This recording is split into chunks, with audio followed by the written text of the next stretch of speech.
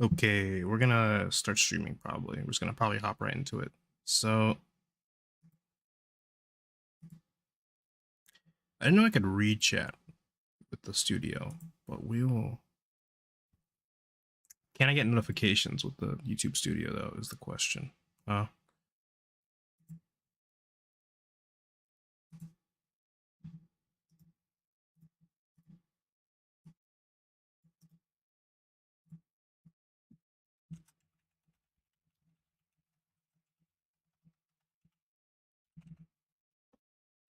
Steaming MTG stuff, as God intended.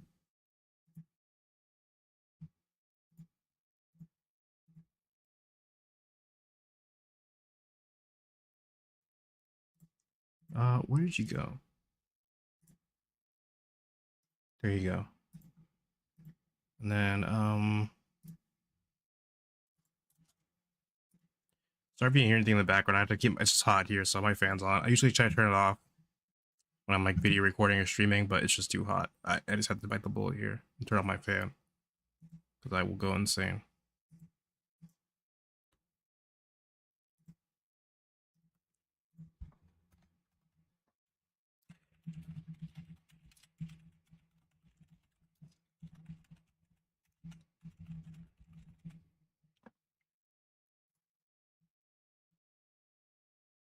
So normally I just hop right into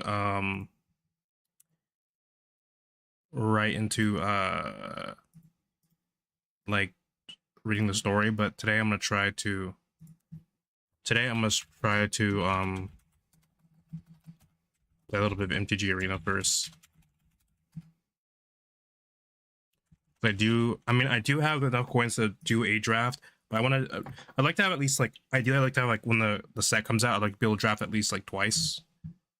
I would also like to draft in person, but one, I can't really stream that, and two, monetarily I probably cannot do that right now. So we're episode 3. There we go. Is everything working? Check my audio, make sure everything's up.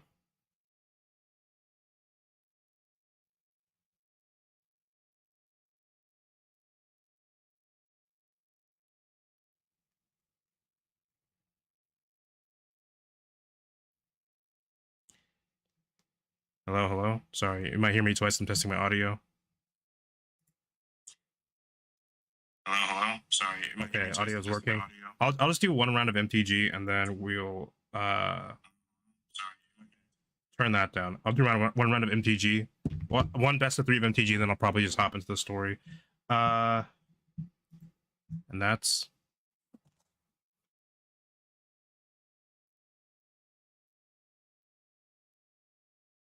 and I will try to remember to check chat this time because I think there have been a couple times where people have said stuff and then I don't have my YouTube open I have my YouTube open on my phone. I wonder if I open my YouTube studio on my phone, would that be better?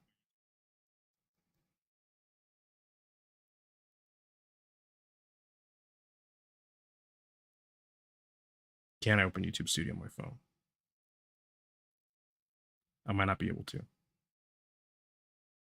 I'll figure that out later off stream.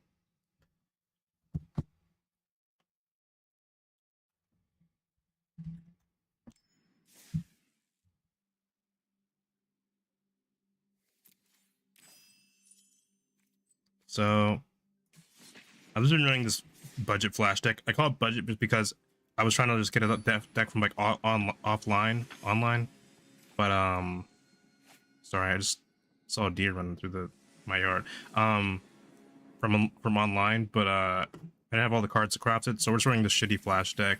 But it's also annoying enough that makes people want to concede.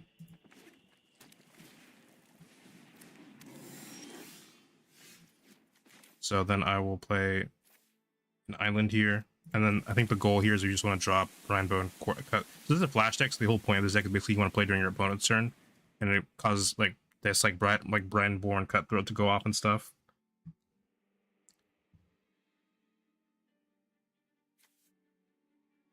So so how many of the mighty? I just know this is one of the few cards I just know by like memory because I play this in my own dragon deck. So basically, whenever attacks, if you have a creature with total power 6 or greater, you may put a dragon creature card from your hand onto the battlefield tapped and attacking. So right now I'm not really worried about it because it has menace but it has 0 attack, and even if they do pump it up, they can only do so much damage. So they're probably gonna want to keep it alive just so they can put a dragon down to get a chance. So I'm just gonna play that. It's gonna enter tapped. Next turn's probably gonna be better because I think I'm gonna swing just because we can. If it does anything, we can just bounce it. All right. So I want to be able to get off growth spiral. So right now it looks like they're playing red-green dragons.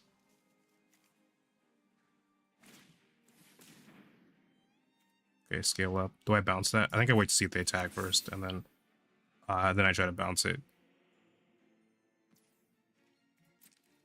Because like just generally in Magic, you usually want to wait like the last possible second just so your opponent miscalculates as much as possible, and they waste as many resources trying to like bring stuff back. Also, I forgot it counts itself, so I might have just fucked myself. Maybe I should have bounced that earlier. I forgot it does that.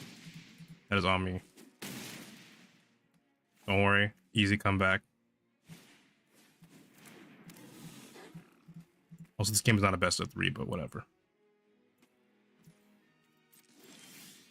Okay, we can just bounce it at 6 or greater. And we have like a base, what is basically a counterspell and an actual counterspell. Okay, I think I will just swing with Brineborn Cutthroat. Because I might have just choked.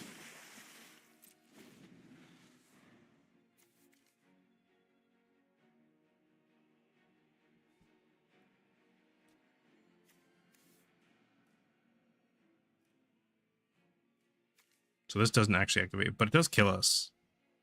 So we might be cooked.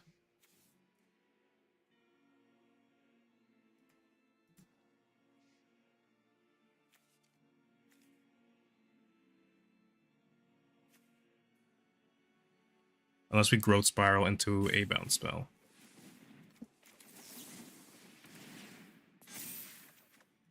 Oh, that's not what we wanted.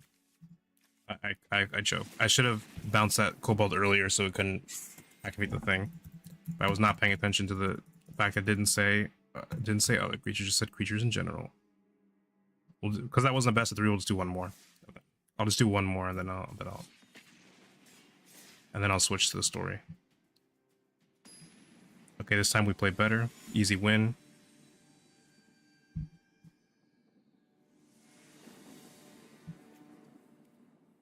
I'll keep this hand because we have the lands we need. We have Slither Wisp. I'll play a tap land since there's nothing for us to play on turn 1.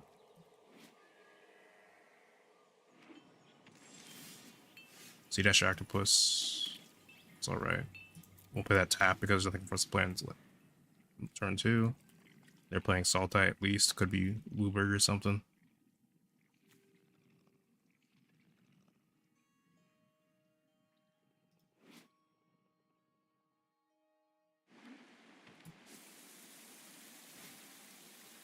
Phyresis Roach. Whenever this creature deals combat damage to a player, insects you control, insects in your graveyard, hand, and library perpetually gain Toxic 1. That's like an online only card. Okay. So now we can finally start playing stuff.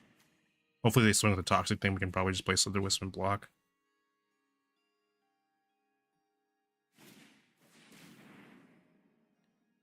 Toxic 2. We can just block that. I don't think it's a big problem. Doesn't raise its attack. So we'll play Slither Wisp, block. And now we have whenever we cast another spell that has flash, I can draw a card and each player loses 1. I wonder if there's a Sultai Flash Commander, because that would be fun. I would be interested in building that. I'm just going to keep... Everything has flash in my hand, so I'm just going to swing a Slither Wisp. I might be even be okay with letting this Phyresis Roach hit me, because I'm not that concerned about Toxic at the moment, just because we have no counters, and we might just be able to overwhelm them.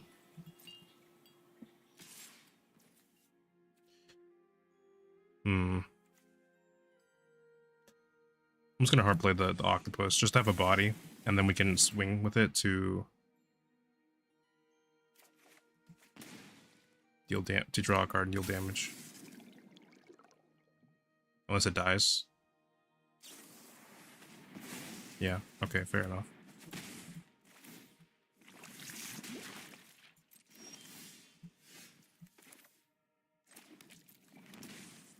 Okay, I'm gonna pay 2 on that just because we can hard cast Pouncing Shark, Short Shark if we need to. I think. Yeah, it's 5 mana. I'm bad at math. Got an Ichor. We could try to save it. We could play Mystic Stake. Maybe I should have played Ashok's Erasure there just so they couldn't play any more Drown in Ichor, because they probably have like multiple copies of it, but...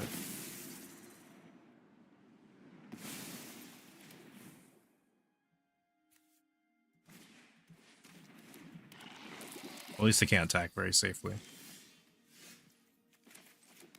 Pay 2. If my game loads. Okay. So this also has flash, so I think we're kind of chilling right now just because we can basically do whatever on the opponent's turn, and they have to be careful. They have to basically respect that. They can't just swing. Yeah, I did not. Yeah, Silas, I did not read the card. Reading the card explains. I did not read that shit. Okay, so here's something. Here's a situation where Pouncing Shore Shark is probably pretty good. I think we cast it for its mutate cost because that makes it one cheaper, which we can now cast Growth Spiral on their turn. Also, I probably should have cast Cutting Nightbounder first, but I could have also cast Cutting Nightbounder and then maybe also both Brineborn. I'll do it overs because it has more power and toughness, and then I'll return to you.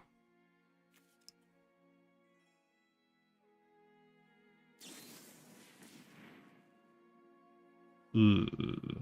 It has Death Touch, so I think what they're planning to do is that because they're fighting it, it just immediately dies, no matter what, because if it takes any damage, it's just gonna die from Death Touch. Yeah.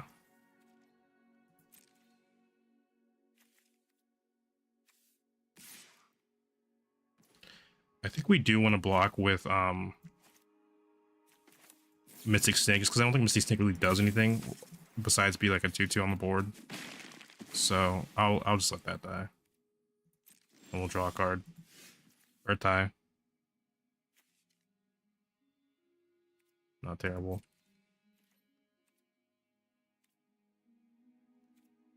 I don't know if I want to swing or not because I do plan to flash in stuff anyway, but that might affect how my opponent plays. I think I'll just swing.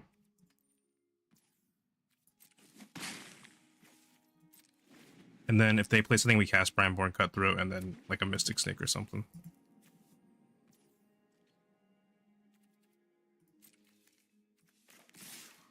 Okay, I'll play Brineborn Cutthroat. Probably a little Urtai.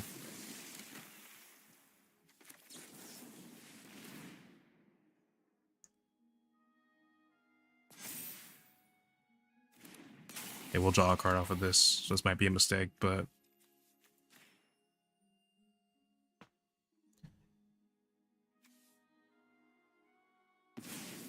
Kill you, draw your card. Experimental Augury. Look at the top 3 cards of your library. Put one of them into your hand, the rest to the bottom of your library in any order. Proliferate.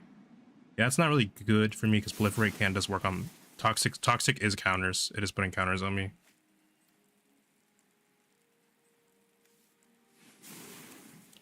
I think it's actually also procs a lot of stuff. There's a lot of stuff I care about having like 3 or more poison counters.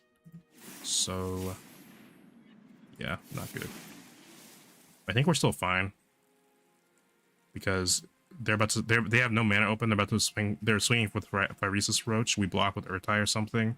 It dies. We play Growth Spiral. Put a +1/+1 counter onto Brineborn Cutthroat. And then we can just swing for like big damage.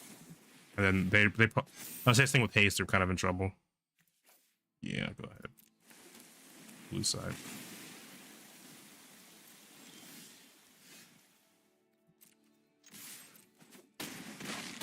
And we also have basically 2 counter spells. This can't be rested that can't be counter because I can just exile it while it's like on the stack. But so yeah, we just want to keep the. Normally it wouldn't bother, but we just want to keep up the advantage here. I think. Damia Sage's Stone. I'm not actually sure if I've heard that one. I'm gonna look it up after this game, just because I think when I get the money, it would be nice to be able to build that. Actually, I wonder if it's in MTGA. Not that I play a lot of Brawl, but...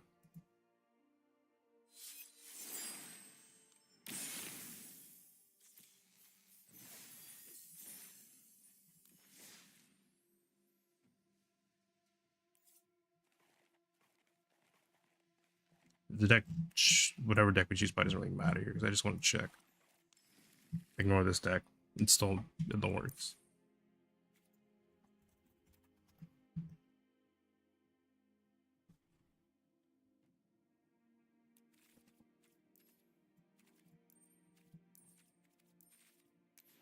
Okay, it's not an arena.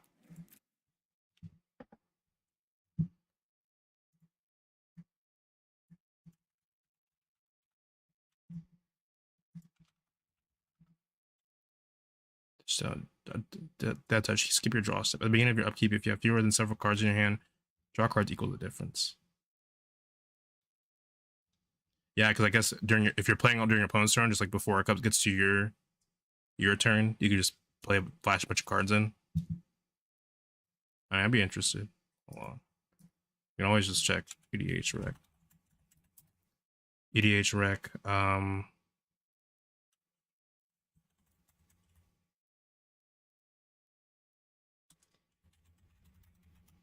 Cost 4 insult that. Wait, hold on. Do I have the wrong?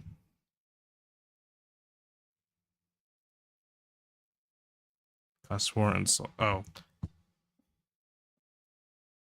Okay, yeah, 4 insult die. 4 generic insult die. Is there? Okay, but is there anything in insult die though? I'm getting distracted. I do have to eventually just read the story, but it's probably just her, huh? Yeah, Damia. There's well, this is also a face down deck. Seems like it's also a mill deck. Into the battlefield. Draw your second card each turn. Yeah, it is basically her. I mean, everything else. I guess you could play Flash, but it also kind of seems like they kind of have a different gimmick, and you can just happen to work with Flash.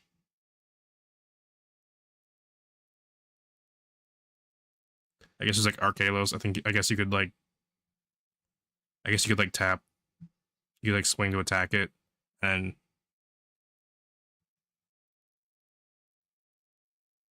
yeah, no, it seems like mostly like her. Like if you really want to play a Flash deck, you play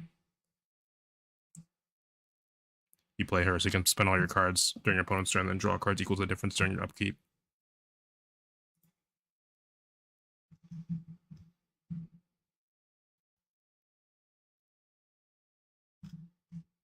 Yeah. Anyway, I'll look at that later. We gotta get to the story eventually. So, Edge of Eternities episode 3, revision 10. Beat, echo, echo, echo, beat, echo, echo, echo. Can I just read straight down? It kind of seems like I can just read straight down. It's just like an option to skip over stuff. Revision 10. Sinus rhythm established. Sinus rhythm established. Ink entropy catena. Stand by to read. Standing by.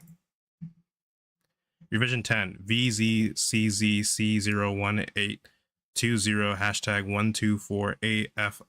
124AF1B4C32BED 526BBCABC8 D6424335D. I don't know if that particularly means anything or translates to any sort of code. Okay, I think we've had enough numbers. I'm not gonna read through every single one of these. Single doubt pool, BT, firewall most secret.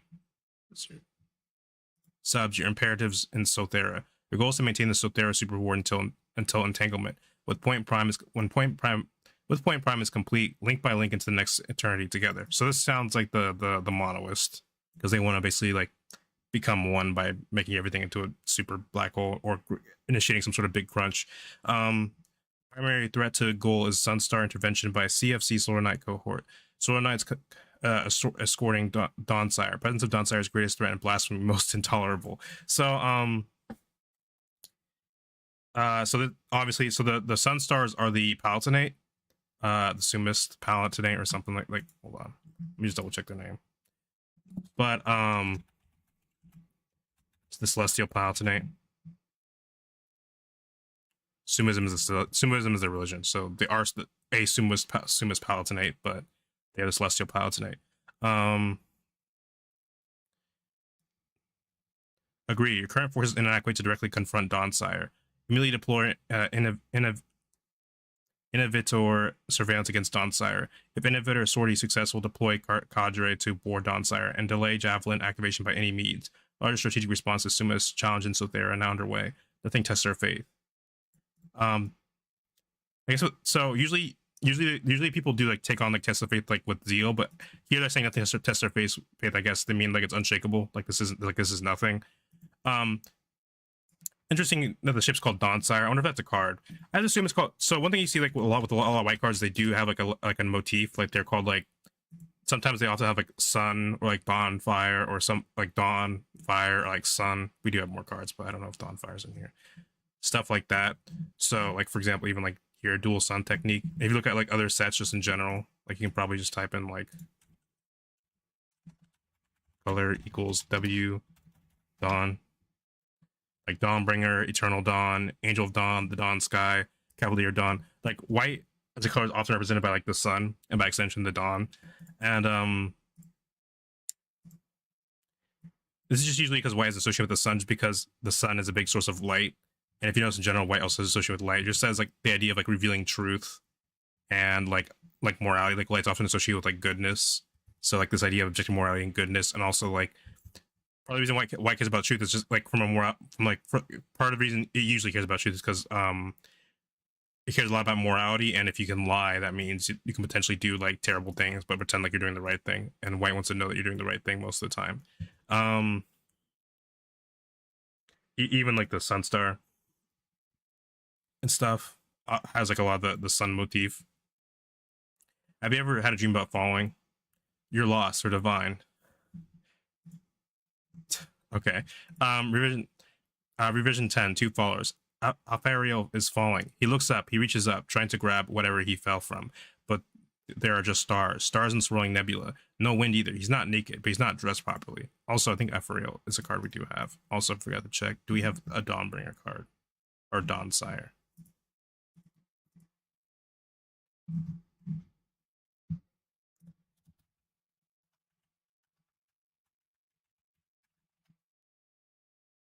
Yeah, Dawn-Sire is Sunstar Dreadnought.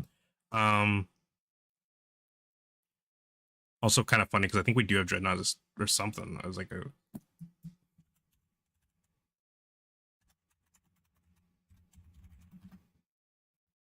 yeah, we do have Dreadnoughts. I mean, Dreadnoughts are specifically, didn't know that was a Dreadnought. I mean, it's kind of funny because it is a Dreadnought. But it's kind of funny because I guess Dreadnoughts are specifically robots in Magic the Gathering and not just like vehicles. So there's a Dreadnought creature type, but the Dawn-Sire is not one of them. But station, tap another creature you control, put a charge counter on equal to its power on the spacecraft station. Only as a sorcery, it's an artifact creature at 20 plus. It's a pretty big creature, 20/20. Whenever you attack, Dawn-Sire deals 100 damage to up to one target creature or planeswalker. 100 what?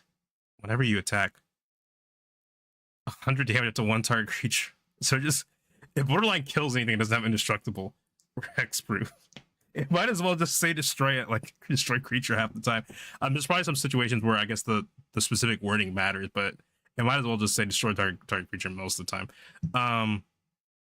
So interesting that despite like having a lot of like the like motifs of like the Palatinate, like it's a lot of gold and white. You might look at this and assume it's like it's a white card, but it's actually like a colorless card, which isn't like a wrong choice. Like Magic Magic oftentimes vehicles like they themselves are just kind of like colorless because the idea is like they themselves don't always have a color alignment.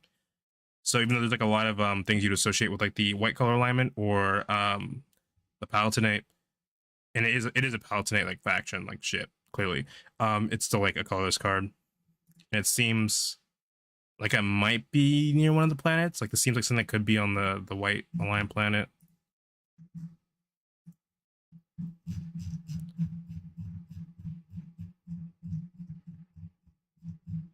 Like it seems like something that could be. This looks like it could be near like Adagia or something, because Adagia has like these kind of like giant flat structures. I think they're usually meant to like, gather wind and stuff. Yeah, actually no, I think this is Adagia because I think this might be like the planet, and then maybe this is like the thing's curving over it. And if you look at the art here, You can see these. So these might be like those like flat wing things from another angle. And also I think these are all like little ships basically coming out of it to like attack. And some of these might be stars, but like the idea that like, I guess this shows you how massive this thing, like this might be a ship right here and stuff. It shows you how truly massive this thing is and like how much stuff is like coming off of it, how many people can fit in it. And there's like so many people that like places like here, you can't tell these are stars or these are like people and stars or just stars, etc. Because these definitely look like ships of some sort. And the ship, they're clearly trying to convey how big it is. It's a 2020, which is pretty big, and it deals 100 damage, I guess to show how powerful it is. Also, we have seen an Aphrael card. One of their cards is blue black, and I think the other card is black. So yeah, Dreaming Acolyte. So pretty interesting that the first thing we get in the story is that like they're talking about dreams. There's like, have you ever dreamt of falling? And we see Dreaming Acolyte here. And it's interesting that they kind of become like go from blue black to just black. So clearly there's like some sort of like character development happening here. When enters, draw 2 cards and discard 2 cards unless you discard an artifact card. Then your turn, Aphrael has Death Touch. I'm not 100% sure what all this represents. The card draw on like this card could represent maybe some sort of dream, like fleeting dream, like you get information from a dream, but you can't always remember it perfectly. And then it could just care about artifacts or something, or it could be dreaming about an artifact. Not 100% sure. That's just like me guessing until until I finish reading this. Aphrael is falling. He looks up. He reaches up, trying to grab whatever he fell from. But there are just stars and swirling nebulae. No wind either. He's not naked, but he's not dressed properly. How did he get here? What's going on? Is this space? How is he breathing? Now speaks his sister, fondly but sadly, with worry for Aphrael's wits and prospects. Stop asking so many questions, Alf. It makes you look like you can't think for yourself, and I won't be around to hush you anymore. Aphrael and Raphael. Parents don't have the most original names. Aphrael looks around wildly, and then finally, straight down, he sees infinite black, nothing at the center of everything, the holy mystery of his faith. So yeah, like they're black holes. He's plunging into Sothera. Between him and the black hole mystery falls his sister. You need water. Her tattered robes drift in free fall. This transforms the fraying fabric and twisted alabile metal from something weary and worn into a kind of life, returning to its natural habitat. She looks like a great dark kelp. They are on the plummet, the sacred transit into a super void in the next eternity. The world to come. The dweller went first, the one who sounds in the deep, him who falls, and now they will follow him. I do like how his pronouns are like him, but like capital him. I think it's really funny, but I also do like when like you have divine figures and the pronouns are like a little bit like different than you expect. Like they're not like, oh, they're not just like yeah, they might be him, but it might be like him with a capital, or they might depend on how you're addressing them. The Plummet is a book, right? Yeah, the first one is the Plummet record. It's a collection of readings. Hold on, I'm gonna try to lock in because I feel like I'm not doing a good job reading these.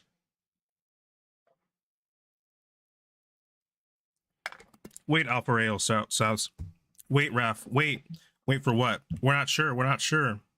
Of course we are, Raphael says. Her face is sour, a little circle surrounded by wrinkled alabile. I don't know what an alabile is. I still don't. This isn't helpful. Wait, hold on. What was that?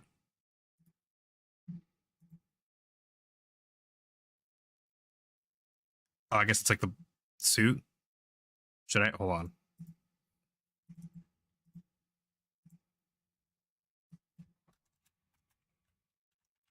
Oh, they're metal. A metal used by Monos in the construction of the grab kill suits is resistant to the effects of a singularity. So she's in some sort of suit. The tidal metal hammered out of condensed events, raw coordinates in space time. George looks a little raw and hammered too, a little sour and pinched. It means nothing. She's the most joyous alive person Raphael knows. The truth of people is not in what you see; it is inside them. It is in their single heart and will. Monoism teaches this. Yeah, so there's like a little bit of a black hole metaphor there with that one. Of course, we're sure, Alf. We were We were always going to do this, all of us going to do this inevitably, but you'll die. Yes, monoism is a messianic death cult. We've never denied it. Not you, not I, not the faith, but it's also correct. Well, you know, I guess I respect. There's other death cults that would not call themselves that, so I guess I respect for them for being honest. They're like, you know what you're getting into. We're not gonna pretend like we're not a death cult. Of course, she's right. It's interesting how like heavily mono black this death cult seems. I mean, we've seen black like the Golgari, like they worship death. We've seen like blackline factions that like worship death and stuff. I'm just kind of interested about how this actually ties in to like also like ties into like their beliefs. Right now, I'm not totally seeing, other than the fact that they care about black holes and darkness, maybe by extension.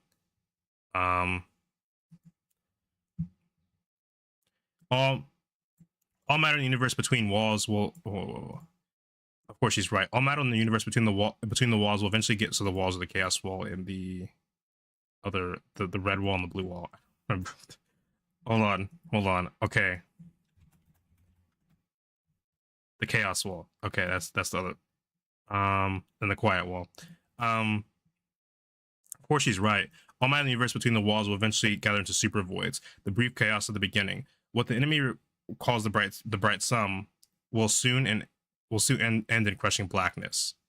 So I think what they're kind of referring to is they might refer to like a sort of big crunch theory, this type of thing. For those who don't know, the Big Bang is like the most common theory about how the universe was like how the universe got started. Like it basically everything exploded outward in every direction and expanded. Yes, the quiet wall. I think. Sorry if I don't answer you immediately or don't see your answer. YouTube has a bit of a delay. I should probably figure out how to turn that off.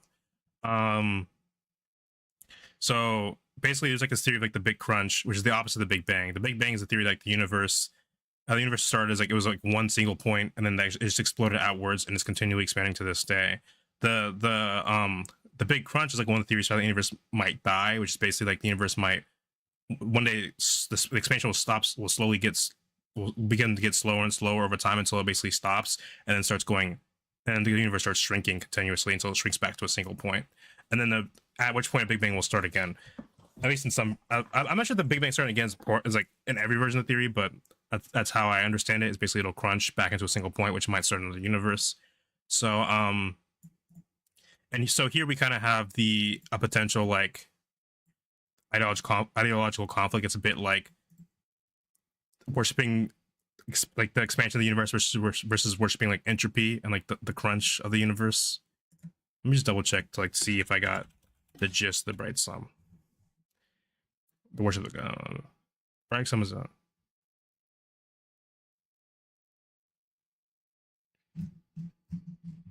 but it's also interesting how many humans there are in each of the religious factions. I think that each of the factions do allow aliens are just majority human, because humans are stated to care more about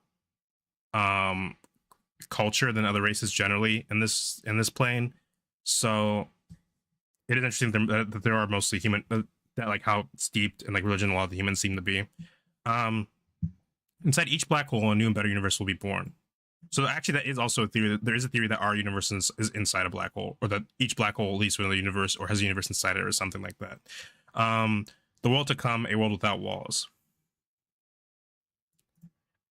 And the mission of monoism is to entangle these newborn supervoids into a single grand ensemble, to tend and nourish the growth, to defend them against the fanatics who worship the chaos flame of the dying dawn. It's kind of funny seeing or interesting seeing the terms that the enemy factions have for each other from their perspective. So like what they call like nice things like the bright sum or whatever, they're like chaos flame and the dying dawn, and above all to observe the descent of the dweller, the immortal follower, the seeker in the well, to glean from his transformation of the theorem unending and final, description of what is and what will come. During the mission, sometimes individual monoists are called upon to go ahead, to follow the follower into the holy void. I'm sure that's not suspicious or ominous. So we can't actually see a bit the actual card because we were just talking about the other card. So here, I mean, this is one of those like arts that's like really simple and effective, and it's like language. It's just like this person's the main character because one, you cannot see the face of any of these other people here. At best, you can maybe see like make out what might be a face, but all their faces like steeped in shadow. They're all like on their knees too, like in supplication So this person is clearly the most important here, because not only can you see their face clearly, but the beam of light is literally hitting them. They're like literally in a beam of light, which highlights their outline and just like their shape. And these people are literally like, and the fact that they're both close to the camera, which makes them seem bigger, and the fact they're clearly on some sort of like higher platform gives us like the implication that they're basically more important or the most important at the moment. Where these people are like lower. It's like a literal like representation. Like usually when you think of someone who's lower than you, you're like, oh, you're lower than me. Like you're not as good as me. And it's an art that's often represented by literally being lower than some other figure. And then there are also sort of platform. Obviously, a lot of black and like purple because they're monoists, but also like to convey the black alignment. Usually uses a lot of purple and black, and then also there's like a bit of blue. So like in this version, like in this card, because Alfariel has 2 cards. I don't know their gender, so I'm just been using they the whole time.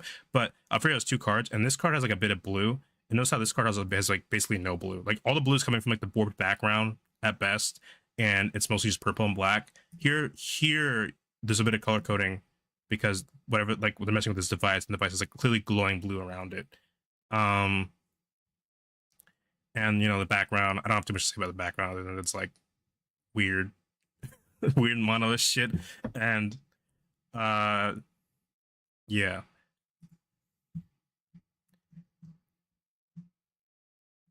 Remember to buy your card now. He. Okay, I'll go with he.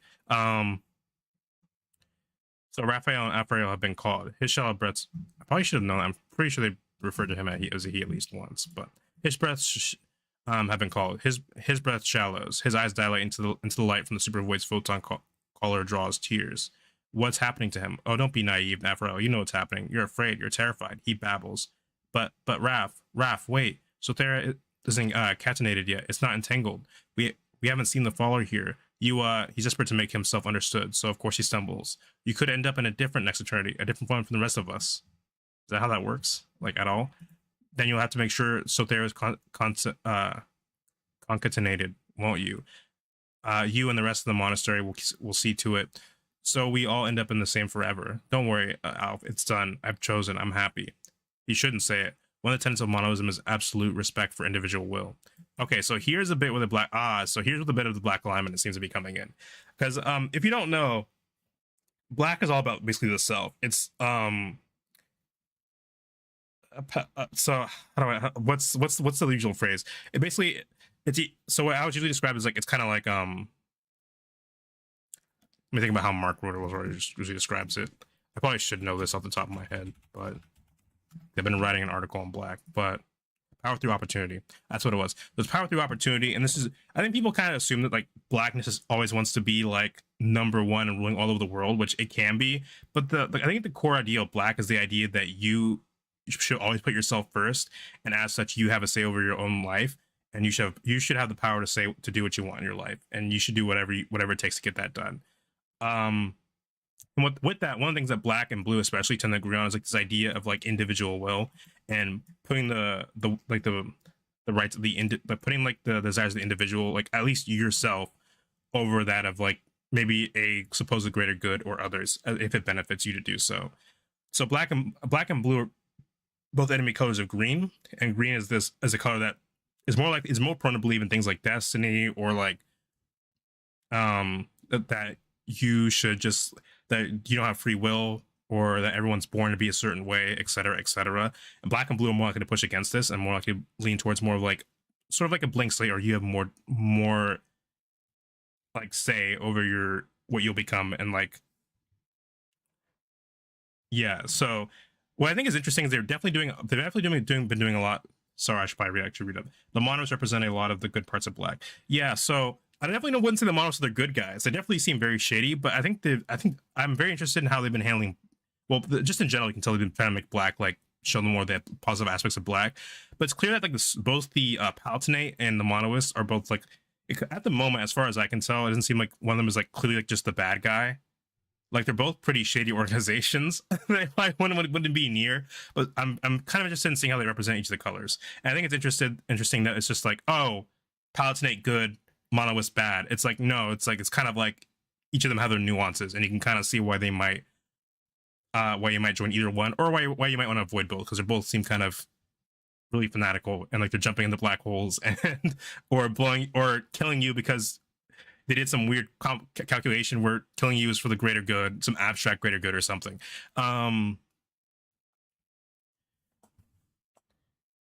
That about equal in goodness and they're about equal to our own religions. Yeah, it's like I'm not saying there's never been a situation where like one religion is clearly better than another, but like it's definitely like not they're definitely avoiding like this like this unnuanced idea of like this good religion, this Satan cult, they worship Satan, they want to destroy everything. It's like no, they have like a god, and you know from their perspective you understand why they think they're doing the right thing.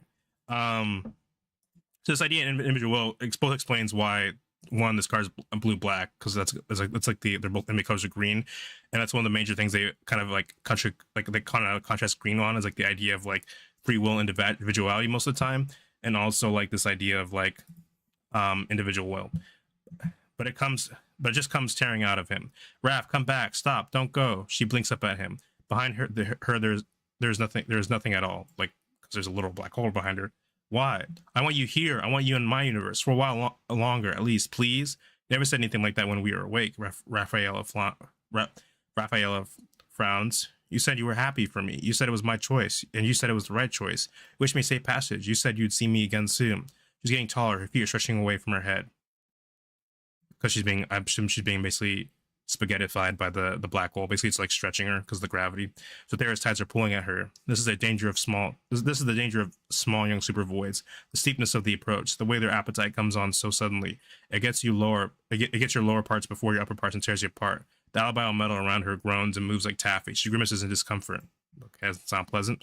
Come back, Raphael begs. Don't go yet. Not yet. I didn't say it, but I should have. I don't want you to go. Live without regret, she cries. You're the sum of your choices. You're the line shot by your past. Live with that. Be the strongest future of your now. No, I don't want the future of this now. I want to change this choice. I want a different choice. So ironically, this is also like another thing you get with like black and blue. It's like this idea of like taking matters into your own hands. Because like I said, it's like they kind of emphasize this idea of like free will, or at least putting like maybe a bit more emphasis on the individual as opposed to like how things are quote unquote supposed to be, just because someone says it is. It was my choice, not yours. I want to change your choice, Raph. Now you can feel the tidal forces. So again, I don't per se see this as a contradiction as far as like Raph being as black. You could see this as like, this is like a bit of green, but the idea with black and blue is that you can not only control yourself, but under the right circumstances with the right information and the right like power, you can't control other people and like the world around you. Which it does make sense for the color, because like if you were like closer to green and you believe that people are all born a certain way and or you believe in some form of destiny, then manipulating people makes less like a philosophical point, because like if they're gonna do it anyway. But if you believe everyone's like a blank slate and everyone can be molded, then that means of course you can mold other people and you can like push them in directions to get them to do what you want. So I don't think there's a contradiction. I see this as like this is a pretty interesting like exploration of like the black alignment in this story, and like how maybe like how Raphael expresses it, like he wants like to have control over the world around him. And this might also be what I'm not 100% sure why he goes to mono black. It could be as simple as just like they need a mono black card. This could represent maybe like somehow dropping blue, making still being black aligned, but maybe making more peace with like like how the universe works and its place in the universe. But I can also see this as maybe him trying to like the blue might come from him trying to like this idea of like he can change the world, he can bring his sister back or something, or stop his sister from doing it. Now I can feel the tidal forces too. They're supposed to be intense in a transcendent way. Your body rushing ahead of you to the next eternity. This is not what Raphael feels. He feels like there's a clamp on his feet and a clamp on his head, and they are tied to opposing engines. Raphael groans. Something's wrong. Raph, come back. I can't. We're on the horizon, Alf. Where the future tips over and tomorrow is the same as dawn. I'm in. I'm plummeting. I can't come back. Oh, it hurts. So I assume part of the reason tomorrow's the same as dawn, as tomorrow's the same as down, is because obviously the closer you get to a black hole, like time and space become distorted just because of how like strong the gravity is. So time starts like flowing like weird, and so light can't even move properly, etc. And wall of light races up to meet them. So there's firewall, the burning event horizon, the last chance. Raphael reaches for his sister, but they are in free fall. He cannot get any closer to her. So I assume the reason that they're in free fall is because the gravity of the super void. He cannot get any further away. His motion is ballistic, inevitable. Blood springs from Raphaela's face. Her alabile armor constricts and squeezes around her. The fabric of her vestment tears. She croaks. Alf, and blood comes up out of her like toothpaste. She gurgles and freezes, caught in the horizon, burning, tearing apart forever. Raphael realizes there is no next eternity. There is only hell. Yeah, it's a pretty horrifying time to realize that. I doubt we'll get a card for Raphael in this set, but it'd be interesting if we ever got a card for like in a commander set or something. It also makes you wonder if the religion is correct in any sense. Because they say they're picking up signals from black holes, but we do know that like certain celestial bodies can just like make things that sound like they can like create radio waves and stuff. So I wonder if there's like actually something in these super voids like at all, like even if it's even half true, or if it's just like they're actually just wrong and they're just throwing people into black holes. I do believe we are told they feed people to like super void and stuff to like help it grow. So I don't know if that's what's happening here.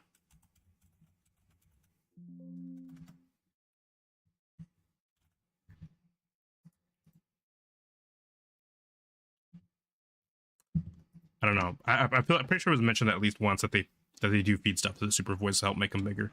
And we also do have to. I think the Sothera star also like collapsed into super void because it like ran through like a giant like cluster of like Aether in space. Okay, so this leads to the same point.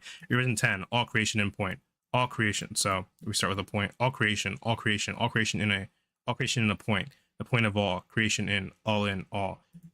So obviously everything starts from a point, it sort of expands all. Like I said, you could see this as being like sort of like a representation of almost like the universe, lifespan of the universe, the idea of like some sort of big bang causing like an expansion and then a big crunch happening. So it stops expanding and then it goes back into like a smaller point. And this also ties into the monos idea of like all things becoming one. So like literally all it's represented by all being like the last word here. So it's all in one word. Raphaela of Secundi, final transmission, approaching the horizon. These will be my death poems. The purpose of the universe is to create super voids. Secundi is the planet. It's the mono black planet closest to the super void within Sothera. But yeah, it's Suzu Secundi. So she was on that planet. Approaching the horizon. These will be my death poems. The purpose of the universe is to create super voids. We all agree on this. It's not just an article of faith, but a cosmological fact. When all else is gone, when the stars go out and creation freezes in half-light, only super voids will remain. The purpose of a system is what it does, and what the universe does is convert everything into super voids. Well, I'm not sure if I agree with that philosophically. Like the purpose of a system is what it does, because a system can do multiple things. Like a car produces like carbon dioxide, but it's not the point of the car. The point of the car isn't just to like make carbon dioxide and shoot smoke everywhere. The point of the car is to get you from like is like a mode of transportation. The fact that it makes carbon dioxide is just like a side effect of that. But that's just me being like pedantic and thinking about this because I'm wondering if this will like come up to like the characters like philosophy, or if their philosophy will change because of stuff like that. Inside super voids, there are new universes. So there is like an actual theory that like super voids, like they're not black holes, but they're a singularity. And this idea that like black holes contain universes, or we are in a universe ourselves, or in a black hole ourselves. That's the great chain of being. We call them super voids, not just because they are massive, but because they are above us. Super catenet at the top of the chain. We, the monoists, know the single truth of existence. Help achieve that purpose. We save Sothera from its ruin. So they use like a lot of like the idea of like single, like one. So like the idea of like everything becoming like a single point. Like it's in the name, singularity. It's like a single point. Now we must protect the newborn void from those who would destroy it. The Sumis, the Sunstar Zealots sent by the Celestial Palatinate, the Free Company. By plummeting into Sothera, I'm going to the purpose of the universe. Because I am part of the universe, I'm going to my own purpose. But along the way, my ineviter will fly by the dawn side. So I think we already talked about the art here. So this doesn't give us a better look though. Like these definitely feel like some sort of like ships flying all around it. It's interesting because like once again, how many of these are stars? How many of these are ships? I don't know. It could just be stars, but and obviously it's like it feels like there's a big light like on the ship just like to highlight it. Like the rest of the planet's a lot darker because it's just in shadow, just because of the angle that the sun, like well I guess not the sun, but the super void would be at, or whatever light source would be at. Um, yeah, remember this is not necessarily true. This is just how Alfred's feel. Yeah, so that's also part of the reason why I'm wondering is the religion true or not? Because it is totally possible they are right, or there is something in the void, or they could be wrong. I don't know. And how much of that is just like because he saw someone get ripped apart. Because like it is Magic the Gathering, so there are like afterlives and stuff, and maybe there is another universe in the black hole. That wouldn't be like the weirdest thing, especially since it seems like it's on the edge of plane. So maybe each super void is becoming a plane or something. There's a lot of possibilities. So I'm very curious because like it's very tempting to just go like, oh, they're wrong because we know that a black hole is the black hole probably. But it's also why I'm curious because like how right are they? Is there something in the black hole, or is that just like a phenomenon they're mistaking for some sort of deity or being? And then that also would bring questions to like the Palatinate and what they believe in. Like, what's the Palatinate on about though? Because that doesn't necessarily because even if they were wrong, that wouldn't necessarily make the Palatinate automatically the good people, or necessarily mean they know what they're talking about either. So, I have seen it. I have seen it through the telescope. It is awful in its beauty and its hubris. Now I turn my telescope to what lies below. If we protect Sothura through its birth and entanglement, defend it from the Free Star Company until its union with the greater body of Inavita, and finally glimpse the shape of the faller plumbing toward its heart, then Sothura will vouchsafe all of its devoured children to the next eternity. Unless the Dawn-Sire fires, and the Sunstar Knight's unbirth what we could have made. So I think we did hear about this in the Planeswalkers Guide, where they do. I think you want to turn the Super Void back into a star, and this might be how they do it.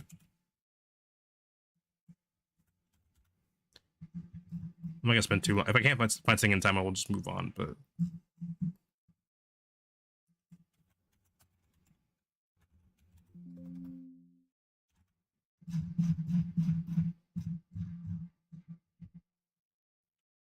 they can reignite recently collapsed super voids via the use of colossal star routing weapons like called horizon javelins. So the horizon javelins, what's on the Dawn-Sire, and I guess there is a limit to what they can do because it's only recently. It seems like recently collapsed ones. So I guess once you reach a certain point, if it gets too big or just been around for too long, they can't undo it.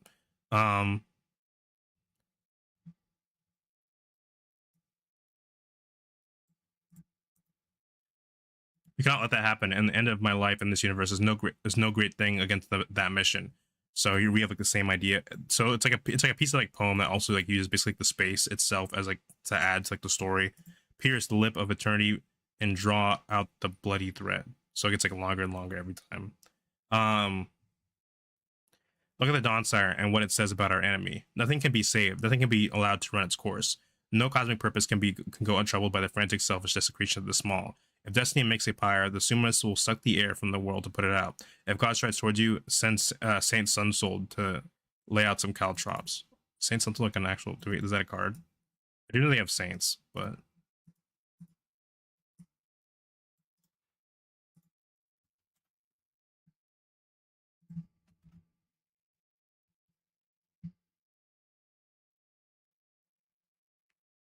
no. Do we have any saints whatsoever yet?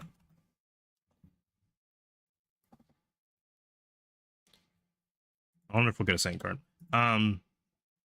Who, seeing the miracle of a super void, turns to his cronies and says, "Give me some Moxa and a special ship, and I will reverse that. Make the voids vomit the sun, undie itself to life." To be fair, okay, I'm not saying they're right, but super void is pretty scary. If you're just like a random schmuck. I mean, on one hand, not everything scary is bad, but like on the other hand, I couldn't blame someone if they look at that and like, yeah, maybe not. Regent Maximum Tamum the Fourth and the Buccaneers, the free company, it seems. I can't imagine that. I can't imagine it. What do they think will happen if the Dawn-Sire succeeds? Will Sothera be restored to the day before we gave it Sakar? When the reborn sun that explodes, will the pawn when the reborn sun then explodes, will the pawns of the Regent Maximum praise the incineration of all these living worlds as tribute to the brief fury they worship? Imagine explaining that to the Pinnacle. We felt it was our duty to increase the bright sun by blasting all life in Sothera into radioactive dust. This is actually a pretty interesting argument for the monoists. From their perspective, the sun was basically about to go supernova, which I do think, and it does say it was about to go supernova. It was, yeah, it was supposed to go supernova. So I guess from the perspective of the monoliths, they actually saved this system because it was about to go supernova and just kill everything. But because they intervened, it turned into a black hole, which isn't perfect, but people aren't like getting caught in a blast. And there's also why there's like a bunch of like abandoned facilities and stuff, in some of the other stories, because people thought people came there and was like, oh shit, this whole place is about to blow, so they booked it. But then it got turned into a super void, which I guess like they thought the place would be off the map by now, but it's still around. So now just kind of awkwardly sitting there. So I mean that is a fair point for the monoliths, and like it's just like like the sun was about to go super void. We basically saved the day, and you want to turn it back into a star, so it might go super void again. And remember, from their perspective, like it's kind of everything turning into a black hole is kind of like gonna happen anyway. They do it too if it great in the sun. Perhaps the Dawn Star will do even worse. Perhaps in remaking Solthera, it will change the star's destiny entirely, leaving it to burn long and cool until it cinders away into a white dwarf. Where would I be then? Forgotten? My entropy would go where? Information cannot be destroyed. Debatable. I mean, I guess you can. It depends on what you mean by information. Do you mean like on a CD, or do you mean like just like as long as it exists in the universe, you could find it? Perhaps I remain in the miscarried star and burn forever. So they're also doing this for like all the people who've sacrificed themselves like into the super void and stuff, because like if from their perspective, like you're basically like damning like the people who have sacrificed themselves already to like a terrible afterlife, because they're not making like a true singularity for like a universe to exist within. Perhaps I would remain in the miscarried star and burn forever. Friends, faithful fellows, I know that you will succeed, that we will succeed, that we will destroy the Dawn Sire. I know it. In making this flight, I played my part. The Dawn Sire is a needle of tremendous outward strength. Its construction is intended to survive the firewall of a super void. Thus, it is immune to all but the mightiest of our tidal weapons. Even had we the strength to assault the Dawn Sire, it is escorted by Candela, a shield ship of a formidable heritage in Warcraft. So I think it's the first time we hear the term shield ship. We can sort of assume with the name. We can sort of assume it plays some sort of defensive role. Whether I assume it probably projects some sort of like basically like an energy shield or a barrier.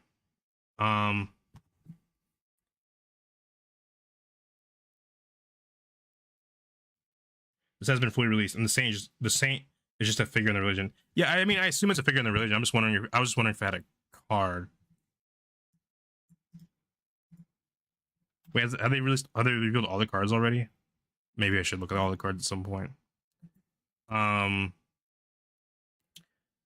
like, I mean, do we have like the Emperor, Maximilian, or Maximum, whatever his name is? Because at the end of the day, I know he just can't get everything in, like every single card. So I'm not gonna like be surprised if they don't get literally every single like mythological figure of every religion, of all the religions in there, and also usually what they do is they like leave some like crumbs so they can come back to it later, expand on some other set. No maximum card.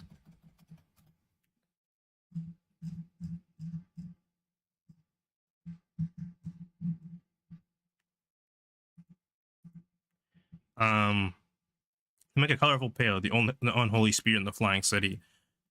I will never recur in all the zeta, quata meters of space and all the eons of time.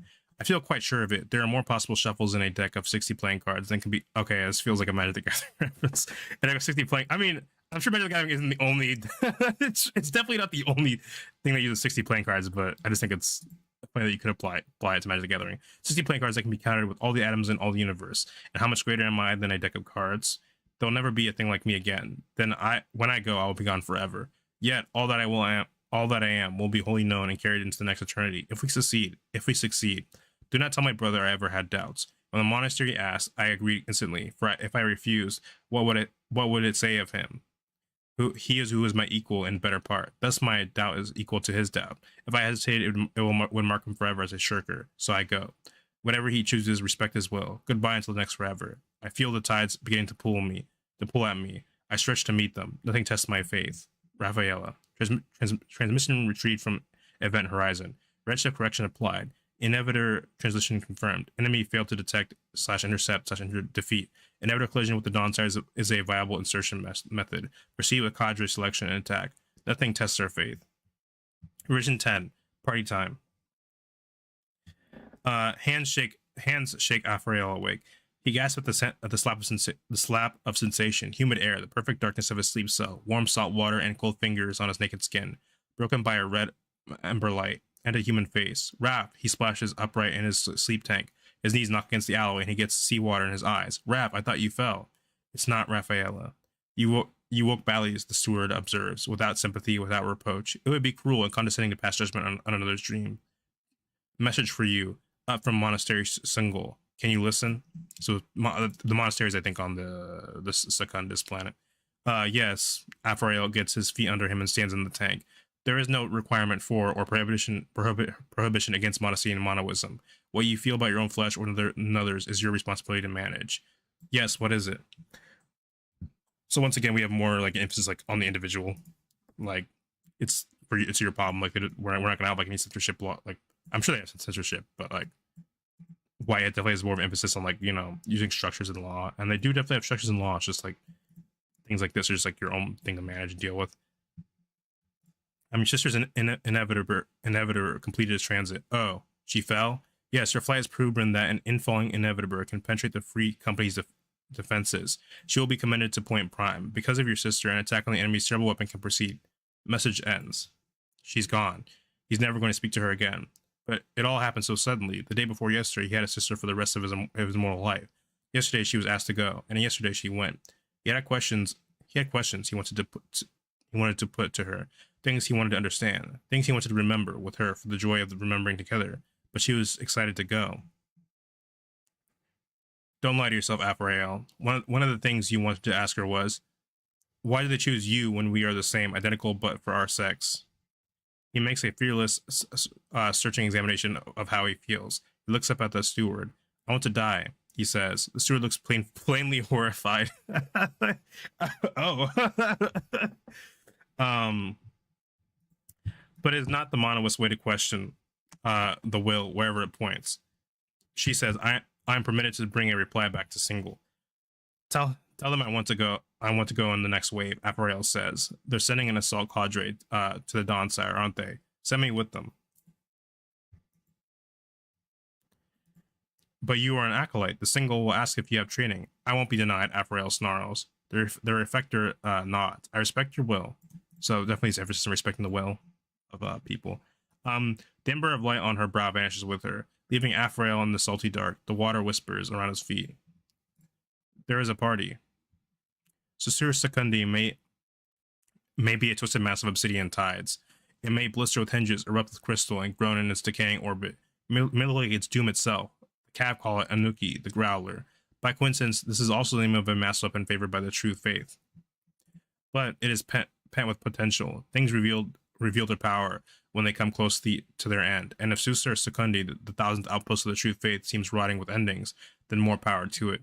So, I mean, in Magic the Gathering, they often like get black I can associate with like a death and the undead. Like the idea to use anything with the willingness to use anything if it gets the job done. So like even if something is dying or is dead, like the undead and stuff. So this theme is sort of reflected here. The air in the tunnels and galleries tastes of ozone. On any given day, you might look up to see a gravliner sculling against the warped fire of Sothera above, falling silently down the path of its engines. You might hear the tromp of the faithful returning from their labors. If you stand with them as they shed their dark armor mantles for the wash, then, O follower, you want to sing, to eat, to strive, to leap up and dance. You are the true faith. You are part of something vast, but you are not lessened by it. This is your choice. The work may be hard, but it's work worth choosing. As it was Raphael's choice to go. Before Alfariel was born and given to the true faith, Monoists dug mines on Susur Secundi to feed the growing monastery in orbit. Some of this work is done by Meccans, but not all of it. Meccans cannot believe, and belief is good for labor. Alfariel also thinks that labor produces beautiful bodies. Alfariel gets messed up on Stride and parties with the aftershift miners. He meets a gorgeous labyrinth composer who shows him a thread of no hair. On a dare, he strokes the no hair, even pushes his hand through it, laughing at the pluck and thrum when it snags an atomic nuclei in his flesh. This won't cut me, will it? Not your molecules, the composer says, watching him over slim spidery hands. Just your atoms. Wouldn't that cause like? I'm sure they're just joking because that probably would cause a nuclear blast.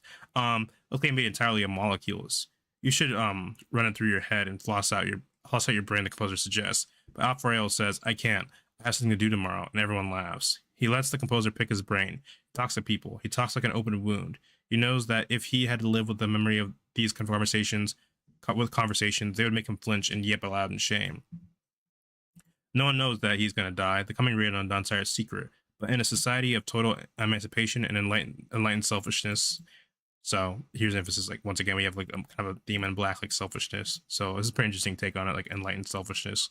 There is still empathy because most people, Apparel thinks, have intrinsic need to connect. People care about each other. They read into silence and soothe frenzy. They intuit. I think there is kind of like black does get a bad rap as like this sort of like lone wolf color philosophy where it's just like, oh, black is saying you gotta be alone and care about yourself and have no friends and don't get close to anyone. Which is not necessarily what black is arguing. Black is just arguing that you should put yourself first. Like if you were forced to choose between yourself and other people, you should put yourself first. It is not saying you can't have friends or whatever. It's just saying you have to work for your own best interest. If that means having friends, then so be it. If that means having to work with others sometimes, then so be it. So everyone can probably tell that he's about to die. He gets passed at more than he has ever been passed at in his life, and cares less than he ever has before. So people ask him if he misses his sister. Alfredo tries to get messed up enough to break down sobbing, but he can't. Why? Because his heart thinks she'll be right back. She's out on an errand. Someone so important could not leave so suddenly. If she were really gone, it would have taken at least a month or maybe a year for her to fall. Long enough to radio and ask how she's doing. Long enough to beg her to come back. The night passes. He does not sleep. Then it is time. There's no one to bark orders or drag him into line. He could turn and walk away, but the queue forms behind him, and he seems too embarrassed to leave from the front. They strap him into alabile armor, while the gray ghoul of Shrai come down, rides his neck. Someone gives him a bandana from the gardens, but the texture in his mouth makes him gag. Thank you, he says. And shoots it anyway because he can't find a chance to spit it up. Ugh, what kind of banana is that? I mean, to be fair, I mean, if you look at the planet, this planet doesn't seem like a place that's gonna have a good like fruit. Probably not. So I don't know what kind of like nutrients it has in the soil, but he keeps sneezing. It hurts every time. The old woman behind him says, "Clara T you." What am I doing? He thinks, and then he remembers Raphael is gone. So basically, he's suicidal. I wonder if is that represented in the cards in any way? Like if I look at his cards, well.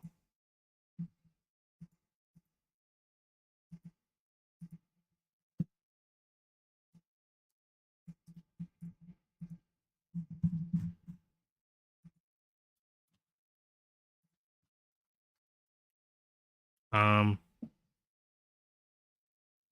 mean, this has Void, which could maybe like reference his sister, like being like inspired by his sister leaving.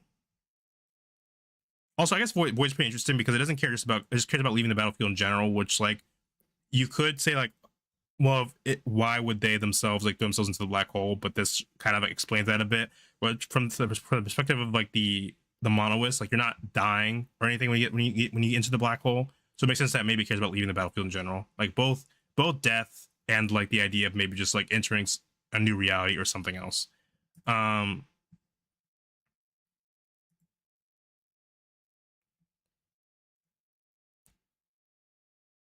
strike cadre is all volunteers. Most of them are frontline militants. Maracho and Kamushiku, tested in war. Some are acolytes with combat adjacent training like Alfario. None are grab kill paladins. So it's interesting that they also use the term paladin, which kind of like I guess potentially makes the factions like mirror each other in a way. And not to say that they're exactly the same, or it's like intentional that they intentionally are supposed to be like this like the two aspects of the same thing, but just that there's like an interesting connection here, either thematically or maybe like they just paladins are, I guess, are just common in this universe, so there's like a cultural kind of overlap there. All are humans. None are Susarian. Only the replaceable will be martyred today. Do not resent it. You knew it would be so. So it's pretty interesting. I guess they consider humans more replaceable.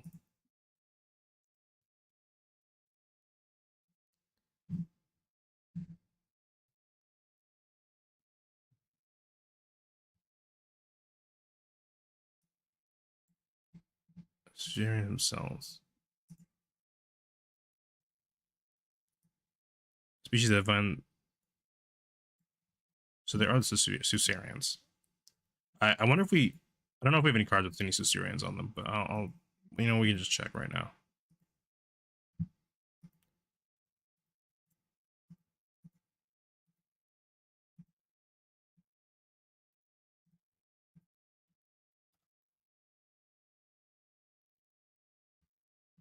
So I guess Susarians are actually vampires. That's pretty interesting. And it's like they can like absorb energy or something. Sarian Dirtcraft. So Sarians are vampires of some sort, but like cool space vampires. None are Syrian, only the replaceable will be martyred today. Do not resent it, you knew it would be so. Alpha kneels in their ranks as a monastery. Rahu blesses them and grants them the instrument of Sakar. So we're actually getting some like, seems like we're getting like some aliens.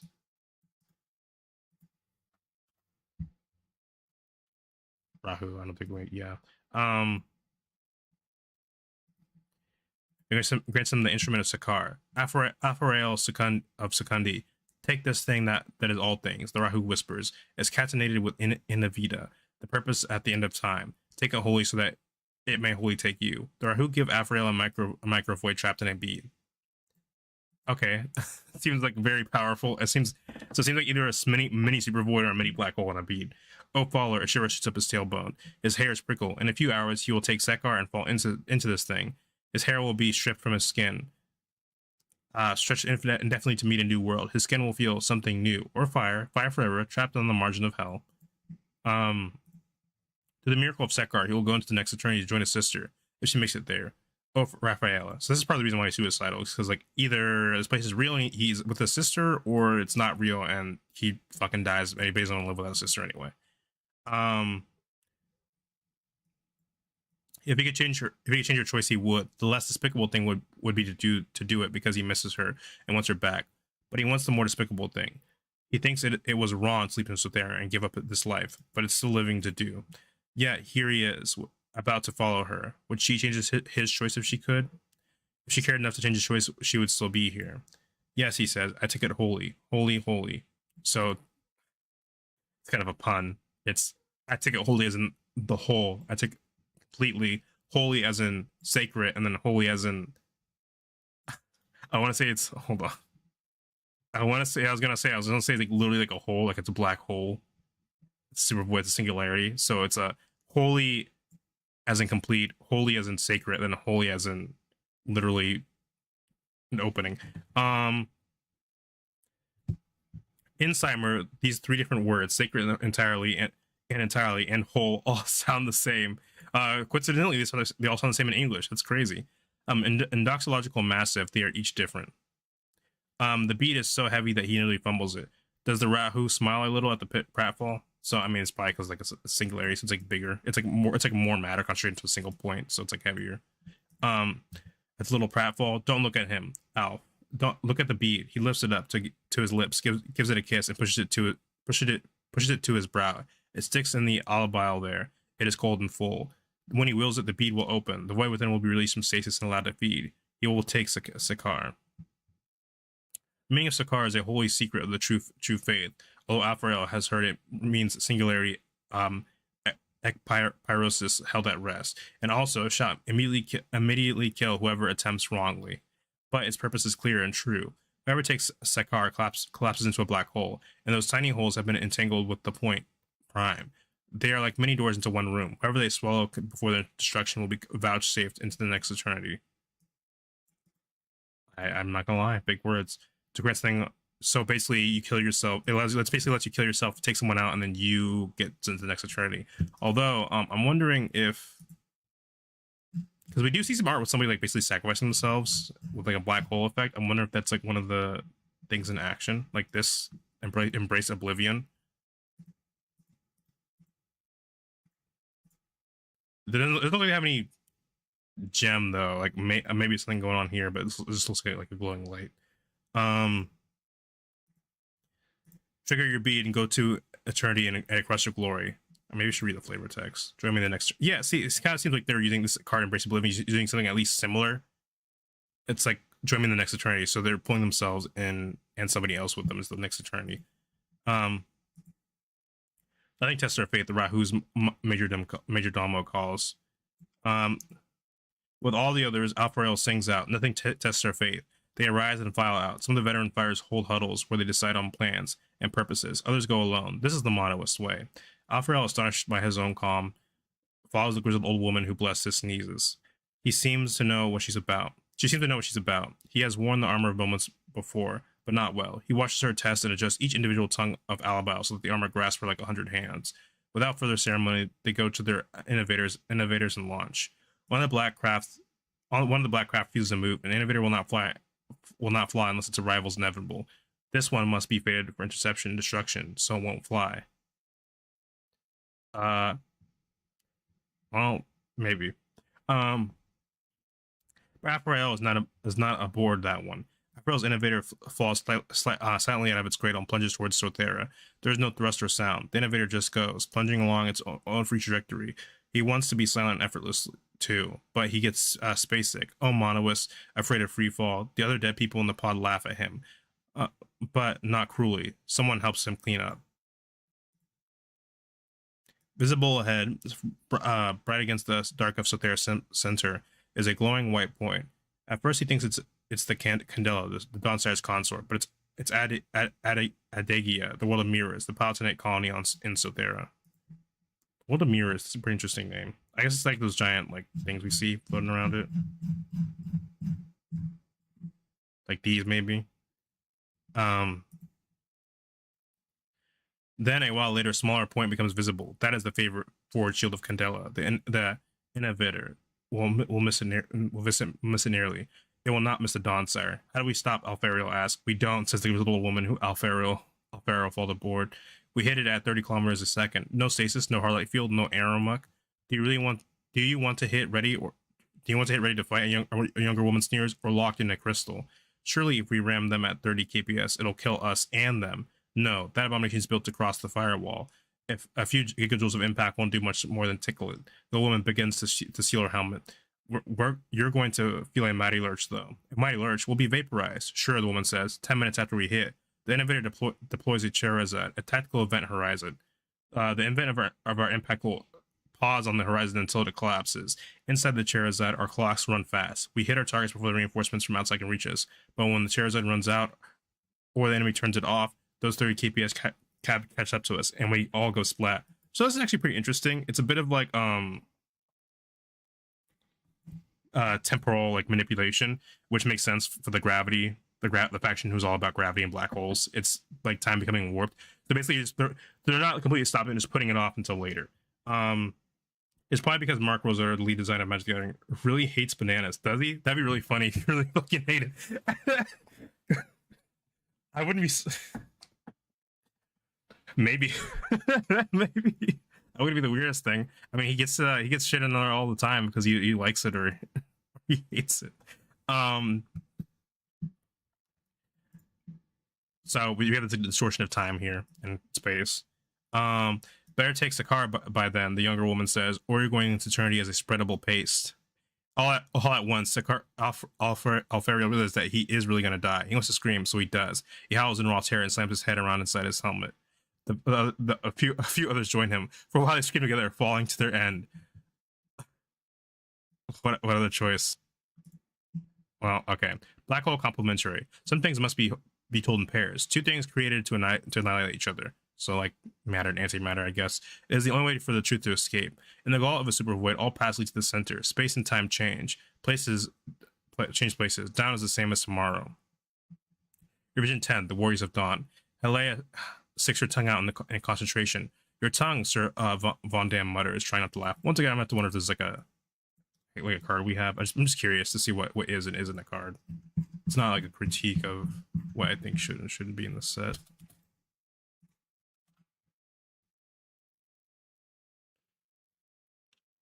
No Vonden.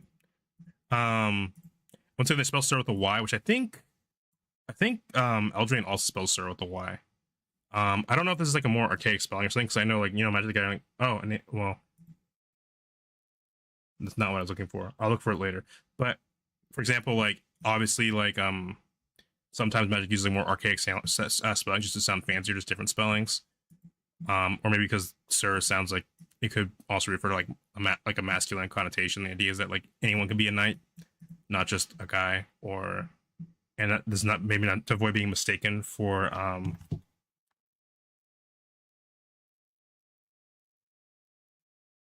hold on, back up. Is it, did I miss? Wait. So Syrian Von Dam. Oh, I accidentally left Syrian in there.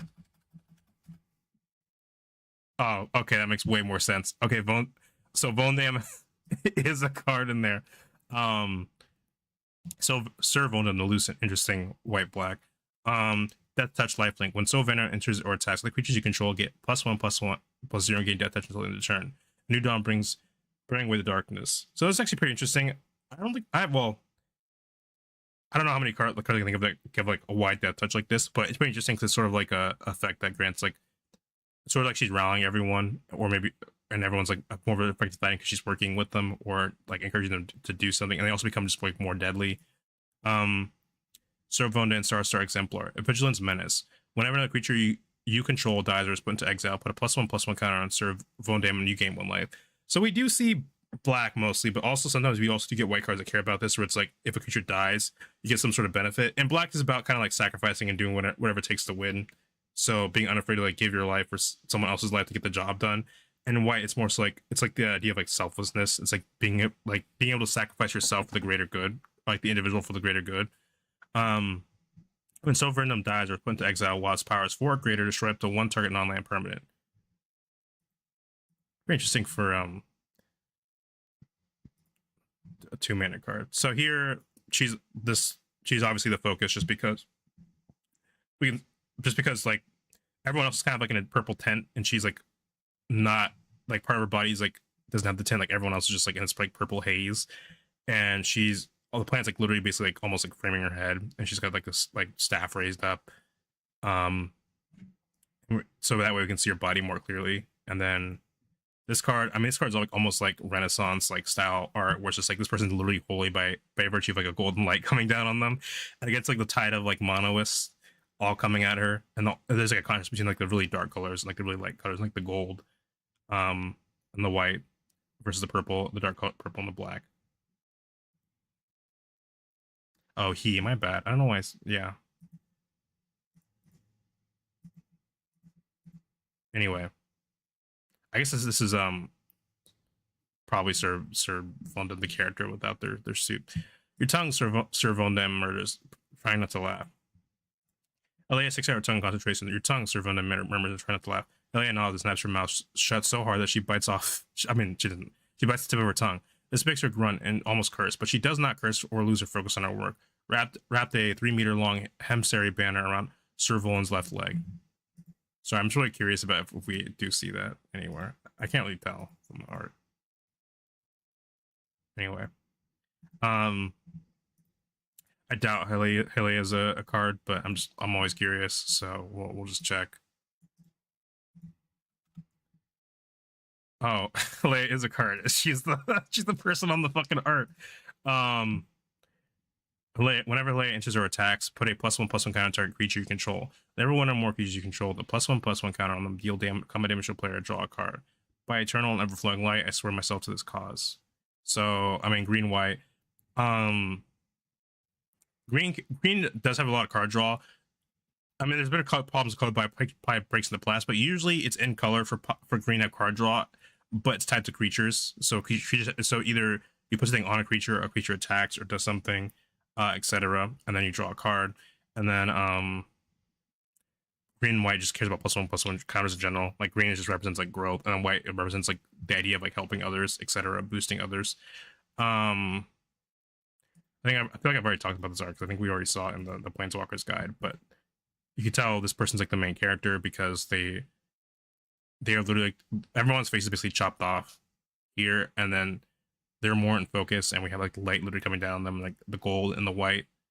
And there's actually like a little frame for their head, which is kind of just like the doorway, because like you can't see it past their shoulders, but there's like this little like almost like rectangle around their head. It's kind of interesting because like I talked about how like how height's used to like kind of show like people in positions of powers. Like sometimes like the taller someone is, like putting them on top of something to make them show like they have more power and influence. And this one, she's clearly kneeling like in supplication, so actually it makes her look like she's like in a position of like you know, worship. Like she's putting herself like in a position of like she's like lowering herself and like in comparison to someone or something, which makes sense because it seems kind of like she's like taking on some sort of oath. um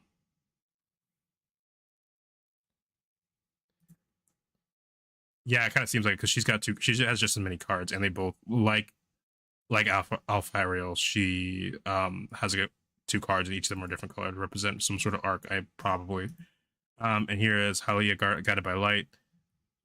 Pretty simple card. She's the only one here, so you know she's the main character. And in front of the Super Void, whenever Hylia or another creature or artifact control enters, you gain 1 life. At the beginning of your end step, draw a card. If you've gained 3 or more life this turn, warp. You may cast this card from your hand for its warp cost. Exile this creature at the beginning of your next end step. You may cast from exile on a later turn. So they talk a lot about like white card draw, and I think the general consensus is at least for white is limited how many cards you can draw per turn as far as color pie goes. So white, the idea, at least with like white cards like these, that it gets to draw like they can draw cards like instances of 1. Like white isn't gonna have like a winged words like draw 2, but it can't have a card that says like draw a card, or like a effect that says like draw a card if you do this. At least as far as it goes currently. I mean, obviously white is like more or less card draw in the past. Oh yeah, no, that's from mouse. Blah, blah, blah. So here's this guy getting suited up. Do I have anything to say about this art? I mean, it's interesting that if you look at the grid, like there is like a sort of like halo effect around his head almost, because if you look at it, it's like this kind of like grid pattern, and becomes like less apparent as it's like, and it's because there's some sort of like effect or light behind his head. And again, it kind of looks like we're kind of looking the way he's like posed. It does kind of look like he's in a position of power. Like these people are literally like, even if not like by a lot, they are like literally lower. So he's probably standing on something, or they're at least positioned so they can like, because like this guy's head. So either kneeling or he's just standing on top of something so you can get a better like equipment. Yeah, she's one of the 4 main characters. So he's either standing or something, or they're like just in position to make sure they can like help him out. So obviously he feels like he's the one like in power basically, or in control of the situation. Like they're literally like handing him his weapons and putting stuff on him, and he's like the tallest one. And there's literally like this halo effect around him, and then you know a lot of white and gold like the Palatinate loves, and helps emphasize their white color alignment. I'm really interesting on the effect on the hand, where you can light's like so bright you can almost see like that like sort of red effect you sometimes see like once things really shine like bright shines through flesh. And I mean, yeah, it's pretty interesting. Her knight must be wrapped in his reticulum before he can don his armor. It is her duty as a squire and an aspirant. So that also potentially explains like some of the art, like I was talking about earlier, where like just kind of like not in a position of like like domination or power or anything. It's like she is a squire, and I guess it's implied by her being a cadet. So, and this guy is probably a knight. I mean, he is a knight because he has Sir in his name, but her knight must be wrapped in his reticulum before he can don his armor. It is her duty as a squire and aspirant. No one will actually see the Hemsary banners under Sir Vonum's battle armor, but Helia wants him to feel perfectly wrapped, covered head to toe, crowned in knightly oaths. So okay, that's why we don't see it in the art. It's because it's under the armor. He knows better than anyone how to fit the fabric to his flesh. See here how there is fat on his thighs. See how it is compressed under the wrap of the Hemsary bandage, creating folds which could rub together and cause intertrigo. What is that anyway? Inflammatory skin. All right. Do not let the night be chafed. I assume the other 2 characters are. I mean, it's Sammy and the Cav. Well, that's like 2. Yeah. Okay, I did the math right. It'd be Sammy, Cav. And Helea and Avarail. Do not let your knife be chafed. Press his bandages close. Let it seal against the skin, not bridge over it. It's fine if you stick your tongue out, you know, Sir Vundam says. I just remind you because you asked. It makes me look foolish, sir. It's all right to look foolish, Squire. I do it often. You know what? He's real for that. Real. He does too. Thanks Stars for his foolishness and for his fat. So many of the Free Star Company's Solar Knights are bold, brash, insufferable, and sweaty. Walking anatomy illustrations with their metabolisms cranked up to the limit, burning like candles, gulping down stoops of salted water in the sauna, so they can keep worshipping at the cellular level. Oh god, they're fucking jock gym bros, or body, or maybe. Sometimes Celia could swear that the beds of their fingernails smolder brown smoke. When she is a knight herself, she wishes to be like Sir Vondam, who radiates calm instead of heat and smells of argan oil rather than ketone sweat. Ketone. It is all right for a knight to look foolish, she ventures. You've proven yourself. A squire is unproven and must be serious. Vondam grunts, jutting out his jaw, very serious, bite tongue. She repels this teasing by adjusting the left Basagu bonding strip in its place beneath his hairless armpit. Everyone is hairless on the Candela except sometimes on the head. This is supposedly because the atmosphere is always hot and frequently oxygen rich, making hair a fire hazard. Taruk, I can't believe, yeah, I forgot his name, Tunuk, because he also has a card. Leia thinks the candle wax ritual used to remove hair is the real reason. The bright, harsh pain sits well with the Free Company's doctrines. It's particularly militant Sumism. The Free Company is a mercenary company, but it is a cause mercenary, fighting to provide the gift of its violence, the needfulness of the Sumist faith. I feel like there is a historical based like inspiration behind that. I don't remember exactly what, but I do feel like I do remember like reading something similar where it's like this kind of like mercenaries for like religious causes, but like they're not doing it just for anyone. The first time they put her up to her chin in a molten wax bath and tore off the cast of her body, she screamed. But all the other squires cheered for her, and she felt so clean afterwards, stripped of unnecessary ornaments. Even her pores felt empty, light. The other squires in her bind bathed her and dressed her like she dressed her knight, and they admired her too, her strength, her scars, her fortitude against pain. It was the most she had been touched since she can remember. Yeah, I'm sure you're well adjusted and that won't come up again. This is what Sumas do, accept the calculated necessary pain to increase the greater sum of the bright.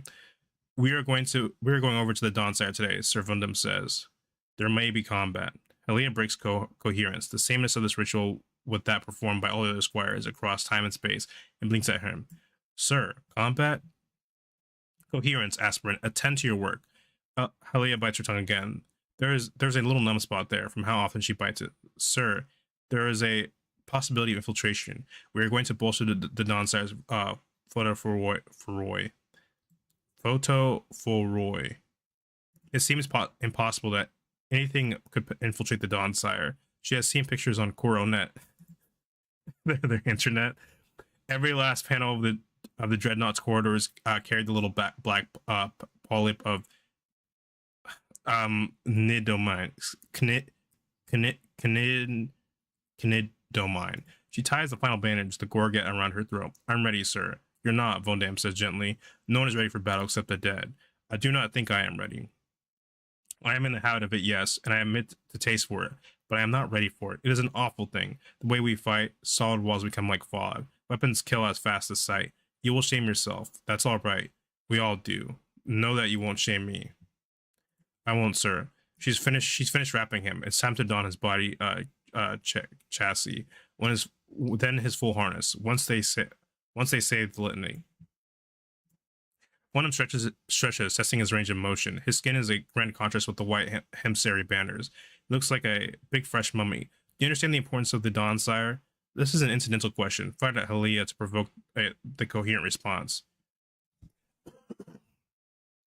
The point is not to test your knowledge, but to convert knowledge into practice and skill. It's a habitual excellence, so you can cohere with the whole company and the whole faith into an incidental ray of change. It works towards a longer dawn, sir. I don't know what. It works towards a longer dawn, sir. really is incredibly simple. The universe will eventually run out of aether to form new stars. When stars are done forming, dawn will end, and the universe will have to run its course on the light and metal it has made until eventually it runs out. Um, Keeping stars alive prolongs the dawn. The more light and metal you make early in the universe, the earlier the better. Like a child's game of double stones, turning one into two into four, and turning one into two into four into eight. The longer the light and metal can work to make a difference to make life. So this does kind of sound similar to like how stars work, where it's like stars they use nuclear fusion, and so basically since nuclear fusion works by basically like smashing atoms together to make like which ends up make with bigger stuff, you get like heavier and heavier metals until eventually the star can't sustain itself, which causes star to age, which is what causes stars like age and stuff. That eventually they run out of like smaller stuff like hydrogen or whatever they're using and becomes like heavier metal. Becomes like heavier materials.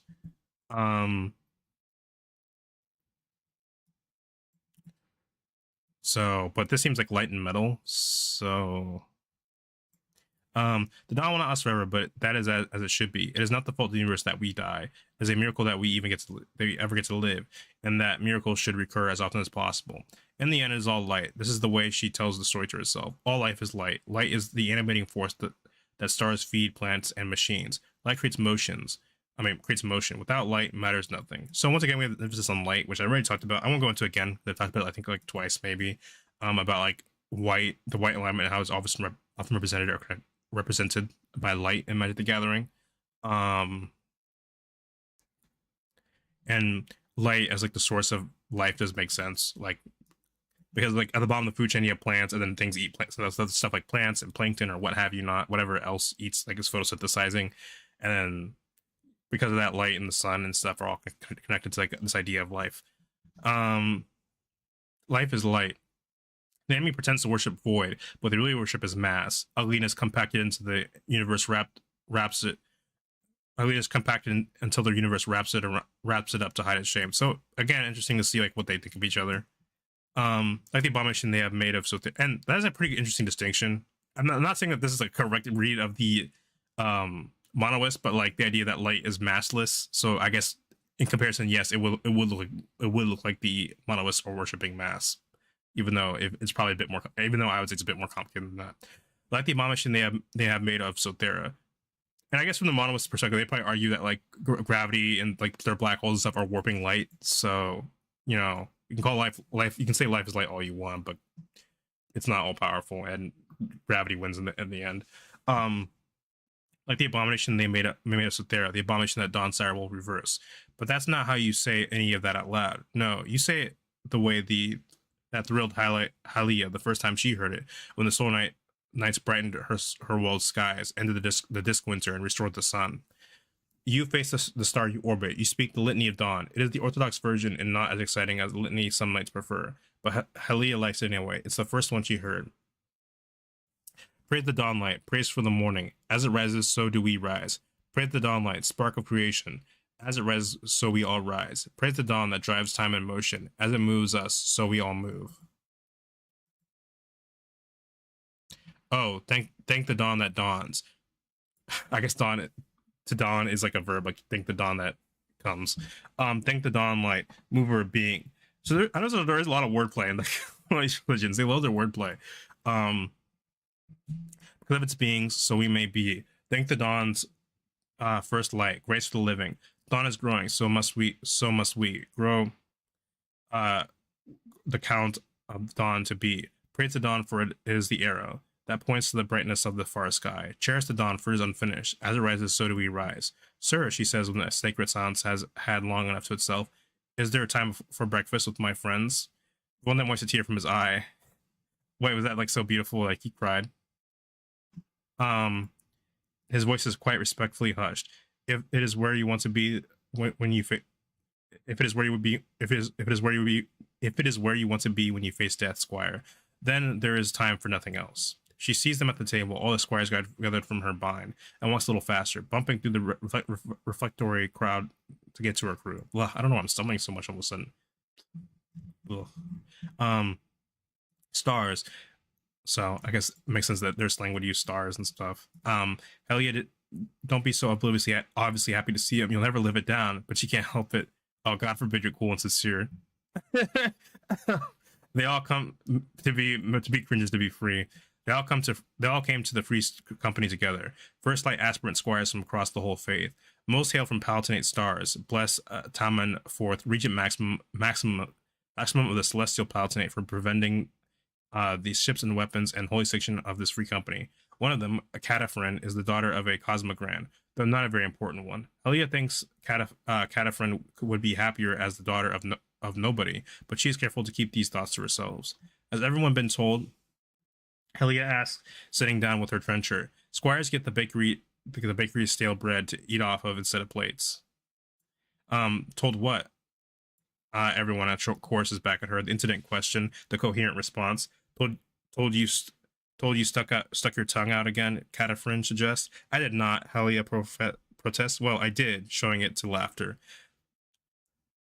I can't believe we're pretending not to know. Isidore moans. I'm going to die. I think it's funny how both sides of this. So we've seen both the sides of this conflict. In this case, with the Dawnspire, with both the Palatinate and the or at least I guess the Sumist. I'm not sure they're all Palatinate. The Sumist and the Monoist. It's pretty interesting how they're both convinced they're just fucked. No matter what side of the conflict, you would think like, oh, it's like, oh, we're on the Dawnspire, we're gonna live because we're not only the good guys, but we got cool shit. It's like, they're both people are like, oh, we are fucked. Although I guess you could say it has more that could also have to do with their status. Like, oh, I'm just a squire, I'm fucked. I literally signed up for a death mission, I'm just fucked. As opposed to like maybe the higher ups have different opinions about who's gonna win or who has the advantage. Cataphren throws a periwinkle at him. Isidore catches it and eats it while everyone rousts him. When he looks briefly at Helia, she quirks a smile at him, like they're sharing a secret. Isidore complains constantly, but he is also by far the best fighter in the bind, coming from a family of mirrorscape architects. So there's pretty interesting. This sounds like it could be from because Adegi is called the World of Mirrors. So I wouldn't be surprised if these are like solar panels or something. But so pretty interesting that Adegi has like a big mirror thing. I'm wondering if there's any cards like mirror in the title. And also, once again, I think mirrors are connected like White's association with light within Magic the Gathering. So it makes sense that the White Line plan might have like a thing with mirrors. He knows the tricks of light the tricks of light the way Halia knows. Well, how to wrap bandages around cold bodies. So dead bodies, I suppose, as opposed to living ones. He is also a vain man who uses belly aching to attract. That's also might explain if she's used to wrapping bandages like around bodies. It also might explain why she's like so particular about how she wraps bodies around like living people, like the night she's flown around. He is a vain man who uses belly aching to attract praise and consolation. But she does not say this. A long time ago, she learned that perfect transparent honesty lets people see you perfectly. Sometimes they do not like what you show them, and they will be transparent about their dislike. I mean, I guess there is something like simplistically kind of effective about that, or just hang around the people who accept you for you are, I guess. And once again, we see like maybe emphasis on truth that we know the white alignment is often represented within Magic the Gathering, like the idea of like being honest, so that way you can do like a morally right thing. It doesn't make sense to me, Cataphren uses, which I suppose is why they're doing it. By they, you mean the enemy? Centaur asked. Centaur is either slower than the rest of the bind and makes up for it by triple checking, or more careful and not worried about seeming slow. Yes, the Monoist, Cataphren says impatiently. Forgotten about them, Santa. Forgotten about that. Below their feet, down the long skyscraper of the shield ship, Candela's Hall is the black ember warp of the Sothera supervoid. The Candela orbits above it, shield aimed up, protecting the Dawnspire, while she fires her lasers in long loops around the black hole, charging up the javelin that will make the final intervention.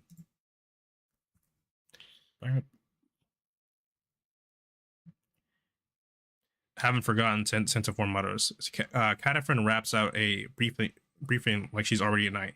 Enlight has prepared for any strategy the enemy will attempt, and any oracle they'd consult. The nihilists can't see a responsible way to beat us, so they need to be unreasonable, a way that makes no sense.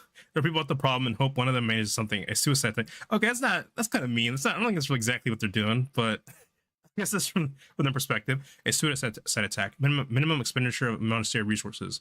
Maximum possible return. Every one of them we kill today will be a volunteer. All volunteer to die. Because if there's one thing the Void Worshippers are, it's quick to quit. Kind of for an interested periwinkle. Fully selfish. So we do have it, like, once again, that interesting contrast, because we do know the monoliths are very black aligned and very white, like the Palatinate is white aligned, and we do know that, like, the major conflict is, like, white is the idea that you should put others first and the greater good above yourself, and black is about putting yourself first and doing what it takes to get ahead, doing whatever it takes to get ahead. And obviously, like, white believes there is an objective morality of some sort, and black believes their morality is subjective. So here we have, once again, emphasizing, like, the idea that the Palatinate at least preaches, like, the idea of, like, selflessness and doing things for other people, and then the monoliths believe, like, more like selfishness and the individual. Now, to be clear, this is not me saying that the Palatinate are the good guys and the monoliths are the bad guys, because it depends on when you're selfish and when you're selfless, and selflessness on its own, selfishness on its own is not inherently good or evil, especially since in the context of Magic the Gathering philosophy, the idea isn't that white or black is, like, the evil or good one, even though they might, like, lean more towards, like, they might try to, like, express the goodness or evilness differently sometimes.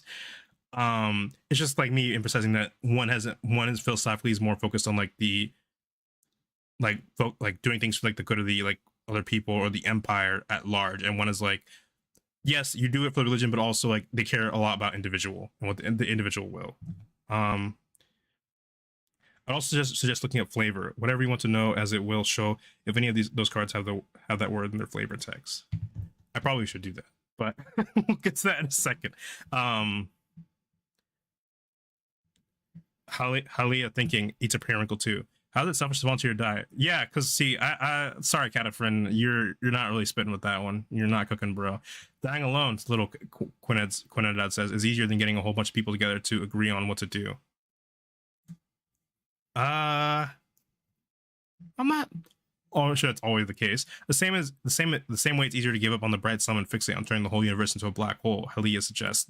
Everyone makes soft sense of agreements. Okay, from the perspective of the monoliths, they think they would argue they're not turning the whole one into a black hole. They are turning everything into a black hole, but they are basically, like, ushering in a new era. They're not just, like, destroying everything for the sake of destroying everything. A perverse spirit possesses Halia. She is Vondem's squire. She feels special and strong, and sure, because he is so strong and sure in himself, and that makes her want to test her strength. Do you ever think it could be harder to make a choice alone without the guidance of the sum? I mean, we're a faith of science. The Palatinate compiles everything we know and calculates the best course. So whenever we need to decide, we just look at the sum. But what if there was a choice that didn't suit the sum, that didn't point toward the most probable good in the longest term, but you were sure was still... She trails off, struggling. Sure was what? Good, but not good for the sum? Is that even possible? These questions are important, little page-haired. These questions are important, little page-haired, Quindod says. Sharpen. What is page-haired? But is that, like... I've never heard anyone use that term. Is that, like, a color? Maybe. Or maybe it's, like, a shape. It's a specific cut. Sharp in proportion to her size, but that's why we have the sum to guide us, right? The whole point is that when you're not sure what to do, you look up and find the sum on the horizon and you go that way. Quindod is the child of an aristocrat mathematician. There you go then, Santafor says, with the pleasure of a man pretending to be slow lecturing his quicker friend. If you ever get confused about what to do, Halia, look for the sum, Catafrin. If you ever get confused about what the enemy's doing, look at the sum. Isidore, when you're really totally sure you're going to die, look for the coronet lights up. You feel it like heat on your skin. Report to your knights. 4 cast predicts imminent enemy action. So this doesn't really answer their question, though. It kind of leaps on itself. It's like, what do you do if you don't have the sum? You look at the sum. It's like, okay, but, like, put yourself in the shoes of other people for a second.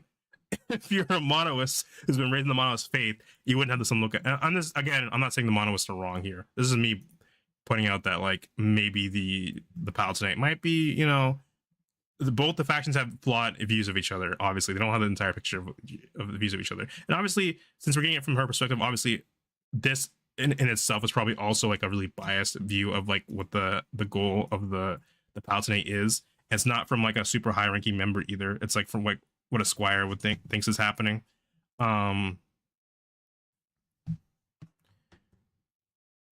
You'd hope the photophoroi could handle this themselves. Got a friend mutters as they throw all the trenches into the furnace. Our mightiest weapon should be able to protect itself from a few borders. But if the garrison handled it, there'd be no glory for the knights. Easter has whipped from feigned but actual real terror to real but actual real cockiness. And how arrogant would the knights look? Standing by as the enemy attacked their mighty weapon. Yes, the slower knights of Regent Maximum mustn't look arrogant. Quindad says in laughter, tipping her bread into the fire. Helia thinks about oh wait, hold on. Somebody talking in Twitch? I probably forgot. See, I always forget to, hey, how are you? I'm doing all right. Fatal. Probably I feel like whenever I start streaming, I forget I just completely focus on one chat and forget the other one exists.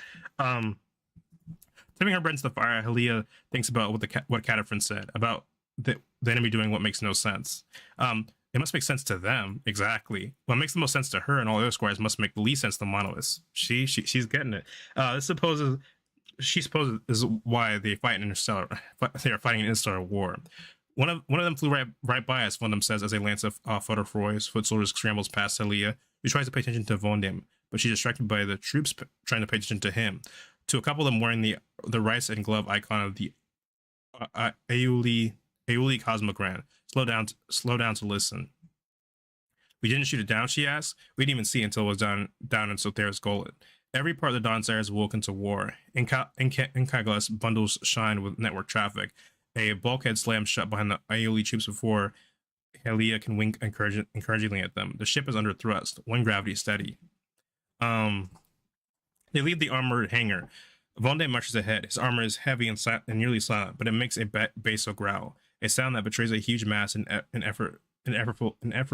effortfully slick motion. It was a stealthy one-way boarding pod, what they call an innovator, slipped through the Candela's exclusion zone like a mouse jumping a Merlin. Enlight assumes that's what we'll be facing today. Boarding parties delivered by innovator. Boarding parties, not missiles, sire. Missiles to achieve what? We built this beast to reignite dead stars. He slaps the bulkhead with a certain rough affection. You could crash the Dawnsire through its own mass in bulk antimatter, and it would come out ahead. Not happy, but ahead. There's no way to kill the Dawnsire unless you've gotten a look at it from the inside. Rather beautiful, isn't it? So I guess this implies, well, one, the goal is to destroy from the inside, but also potentially get information. Rather beautiful, isn't it? Something so impervious to raw entropy that you can't destroy it by force. Set out the biggest bomb on the edge and it'll do nothing, because the bomb can't intend to do anything. It directs its energies usefully. This is the power of the true faith, the power to make things like this wonder. I guess this also makes sense because this seems like the palette today is like a pretty big like mathematics theme. So like it's probably mathematically like built to almost to perfection. Awesome, she says. In sooth, two solar knights in their lances guarding the bridge. One of them is Quindad's knight, Walker, who waves Vondem past with a glance. Okay, once again, I'm not expecting every like name mentioned, like one-off name mentioned here to be This is probably where we probably should look up the flavor. Let me just remember how to look up flavor. We probably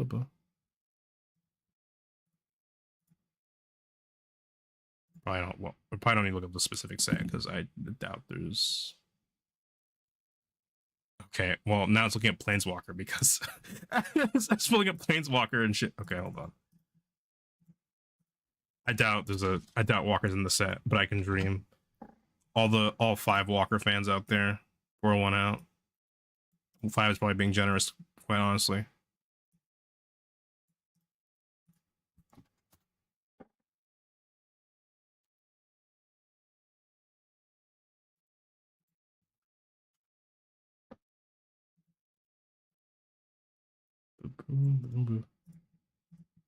Yeah, so I doubt any of her little friends are here, but I was just curious to see if they were, because sometimes it's fun to be pleasantly surprised.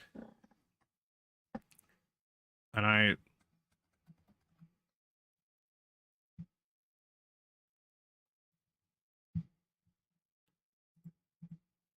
okay, well, I'll figure out what's going on with that later.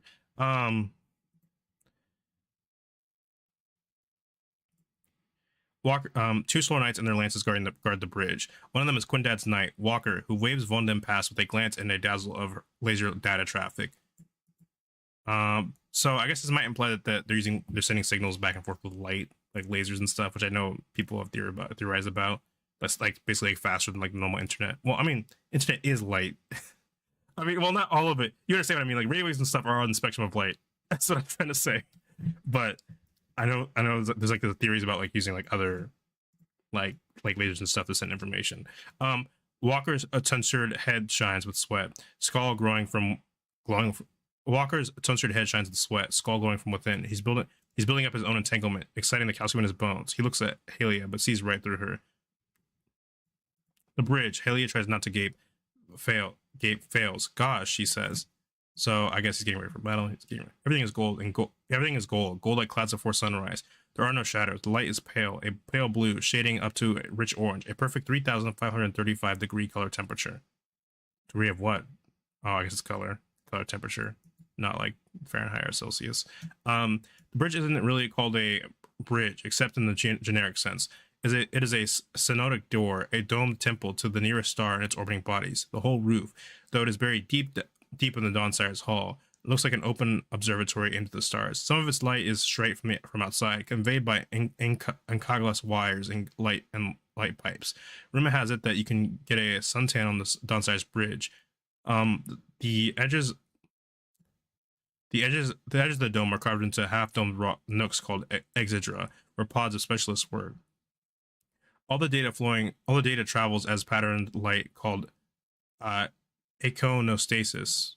So this does seem to be like based on like the idea of like using light to like basically quickly translate information and data. And it converges at the command altar beneath the dome sensor. Command altar is an interesting name. Vondam walks also like emphasizes the religious aspect. Vondam walks that way. Elia hurries after him, minding his cloak. Coronel Vondam calls, interrupting the whispering near silence. Coronel Captain, report to my face.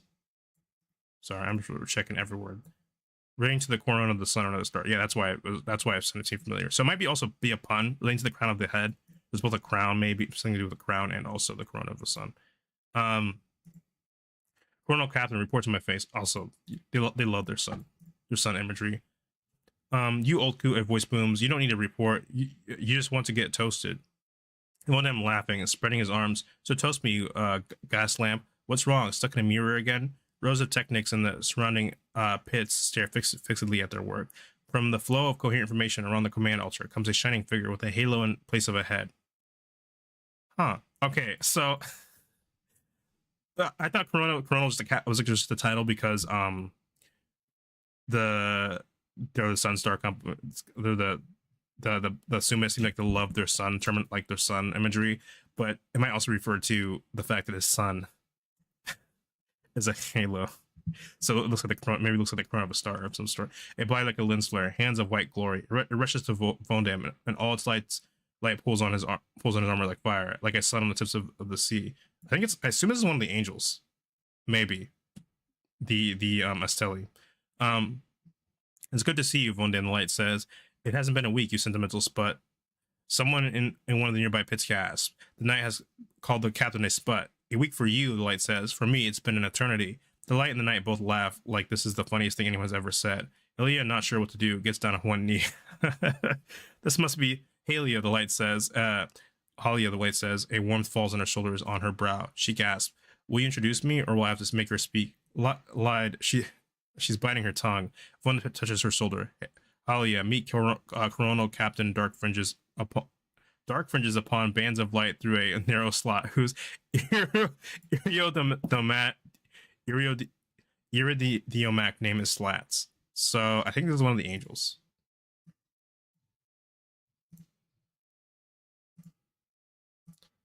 I don't know if this. I'd be very surprised if this specific character shows up, but I forgot to type. Here's another one of the. It's another one of the species we saw with the monoliths, but yeah. So it sounds like this person is probably some sort of a Steli, but She touches her brow. It is warm. Colonel Captain Dark cringes upon. Just Captain Slats, child. Captain Slats, sir. Illuminated to meet you.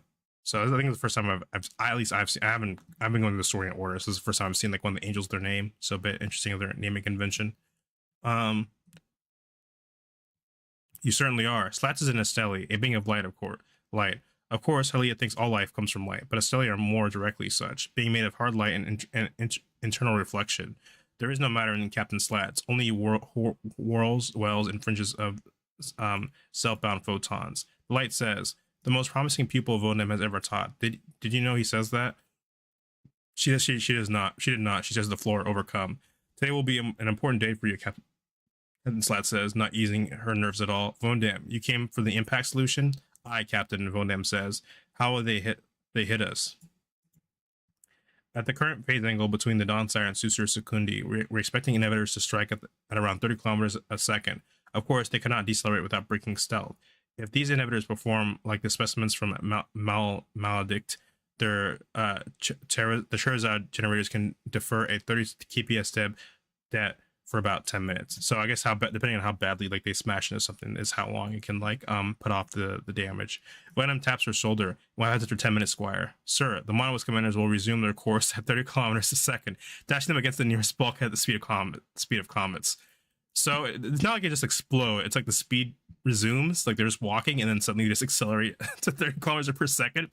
One way or another, they know they will die. They'll take Sakar first, Slat says. Take their secrets into the plummet. Be scratched out by some exegesis, Squire. Yes. You'll die too, Captain Slat says. Ah, Vodem says. His gauntlets make a fist. What? Halia wants desperately to look up at him, but instead she stares at the floor. Luckily, it's reflective. He will die? Him? Die? You've seen this? Vodem repeats quietly. I am killed in battle. We don't see, the captain said. Suddenly he sounds quite alien. We lied. The light goes out from us and returns transformed. I lied. It's so. Just now I forecast that you will die in battle.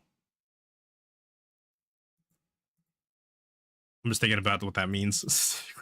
Have I seen this word? To undergo to ensure to bear pain and misery.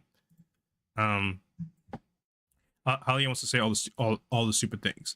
Now that we know that, we can avoid it. No, the future is set. You're telling us about it. You're telling us about what it is causes it to happen. You usually can't win with these things. It is.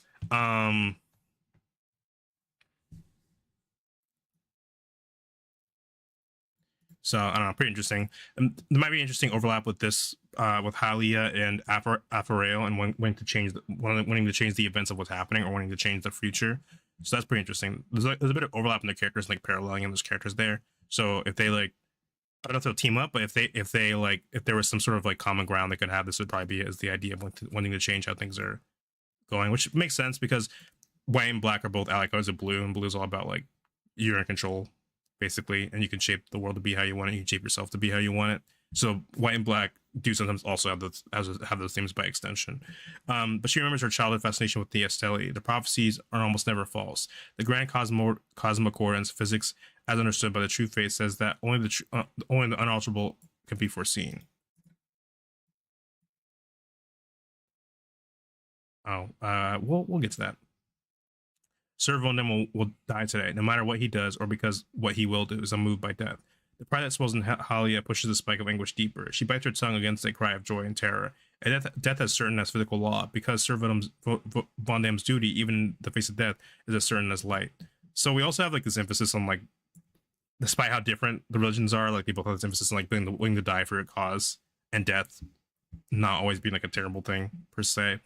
Unless Captain Halia, and also despite also both these characters have both Halia and Aphrael have like people that have seem to have accepted their death, but they themselves do not accept their death. Captain Halia blurts, "Sir, could it be an enemy trick? There are other models of the universe than the Grand Cosmocordance." A trick, Vondem repeats. His hand is heavy on her gorget. He knows what she's saying, but he's giving her the incident question so that she will give the coherent response, which is to clarify what that she did not mean. "Answereth, sir," she says, a word a squire shouldn't know. Captain Slat's radiance flickers. "Squire," Vondem snaps, "mind your circumstances." Ashrath, blasphemy against reality, and manipulation of things that cannot be manipulated, an admission that there might be a cosmology other than the cosmic grands. This of all places, this solar sign at the head of the holy ship is not the place to utter monolith blasphemy. Yeah, probably not the time, or the time. Because at the exact moment, the light of the Dawn-Sire bridges darkens to blood red, and a call goes out from one of the Exedra. Captain, forecast detects an imminent impact. Upper spinal void space, abaft of number 2 Basilica. Sound collision alarms blazes coronal captain. Dark fringes upon bands of light. Calling them by their full name through a narrow slot. Sound collision alarms blazes coronal captain. Dark fringes upon bands of light through a narrow slot. Garrison to repel borders. Number 2 Basilica. Wayworking. Stand by to repath around a sis. Serve Vendem. Deploy your knights. At your disposal, coronal.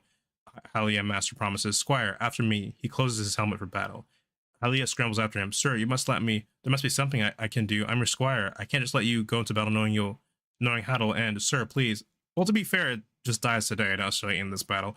The great golden brow of Vodem's war helmet turns to her. Look at the sum, squire. It may be the hardest thing you ever do, but if the sum grows because I died today and my death was worthy, that's all we can ever ask. Why can't the sum grow while you're still alive? Vodem chuckles fondly. Halia, do you know why people have faith?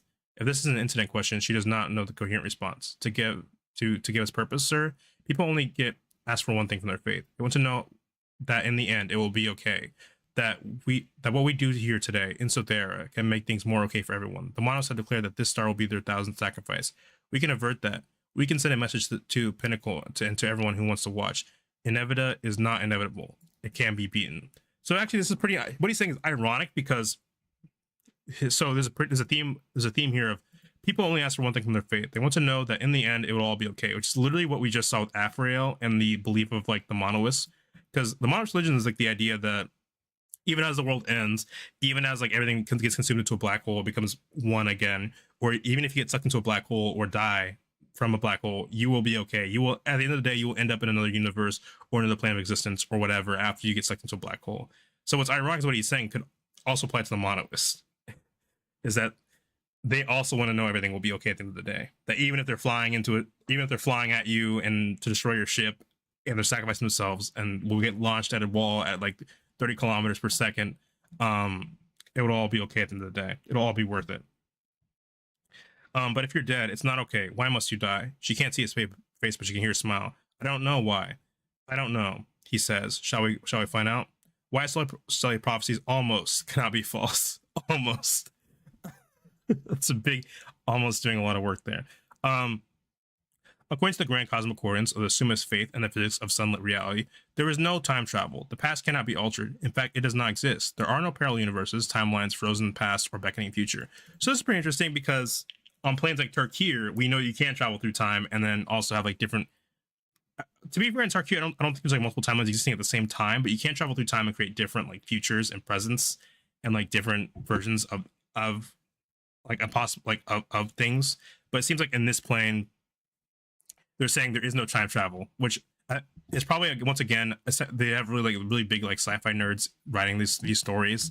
So it's probably just they probably have like there's probably like a physics reason as to why they don't want there to be time travel, but also a story reason, because time travel just makes things way more complicated. And one thing I've also always wondered about magic is if you can travel in time in Tarkir, would that like branch out and affect every other plane? And I guess the answer is probably not, because it probably depends on the plane you're on. In some planes you can time travel. In some planes you can't. So in this plane, it seems like one of the planes you cannot, or at least as far as they know. There are no parallel universes.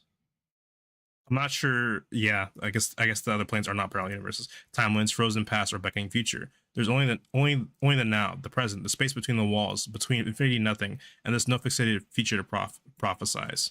But the Stellar beings of light, beings of eerie quantum behavior. The universe is constantly in the business of deciding what to do next, and the cellular closer to that process than most. They can read the weights of the wavelength and glimpse what is likely to occur. So yeah, so it's just like a really good calculation. Of course, like any quantum computation, sometimes they are wrong. Usually their future sight is just a wash of interfering chaos. But if a probability spikes high enough, it may resolve into a glimpse of things to come. And a condition of this happening is that the event will not be averted by prophesizing it. Hold on, just think about this. But if it probability spikes high enough, it may resolve into a glimpse of things to come. And a condition of this happening is that the event will not be averted by prophesizing it. This is not a matter of free will, but of information the universe supplies to the stellar forecasting process. Chaotic or complexly determined outcomes simply remain too split to foresee. Only the inalterable can be foreseen, or that which has already been altered. Well, that's interesting. One thing you do see with white, like white tends to have like a big emphasis on order, also in Magic the Gathering. So it's kind of interesting that if things are too chaotic, their abilities don't work, especially for the angels. I've been talking for a while, so I'm probably gonna play a couple rounds of just Magic Arena, and then I will probably stop streaming just because I would like to. I know it's like Friday, and ideally, in a perfect situation, if I was like a good streamer, I'd probably do like a side story or something. But I think I'll just I think I'll just play some Arena because I've been talking for a while, and then I'll hop off. I'll play like a round or two. And if all the cards are out, maybe at some point next week I will sit down and look at all the art on each of the cards and just talk about the card art. But we will see.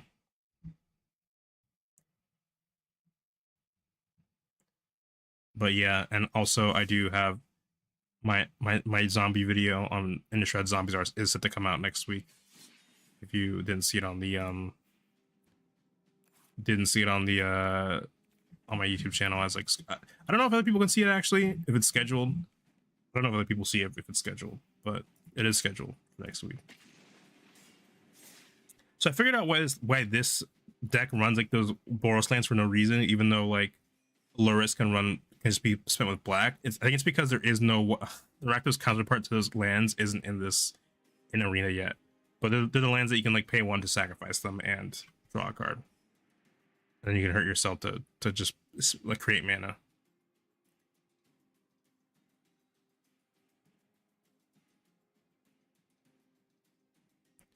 You can bluff not having spells, but quickly pass from clicking end turn.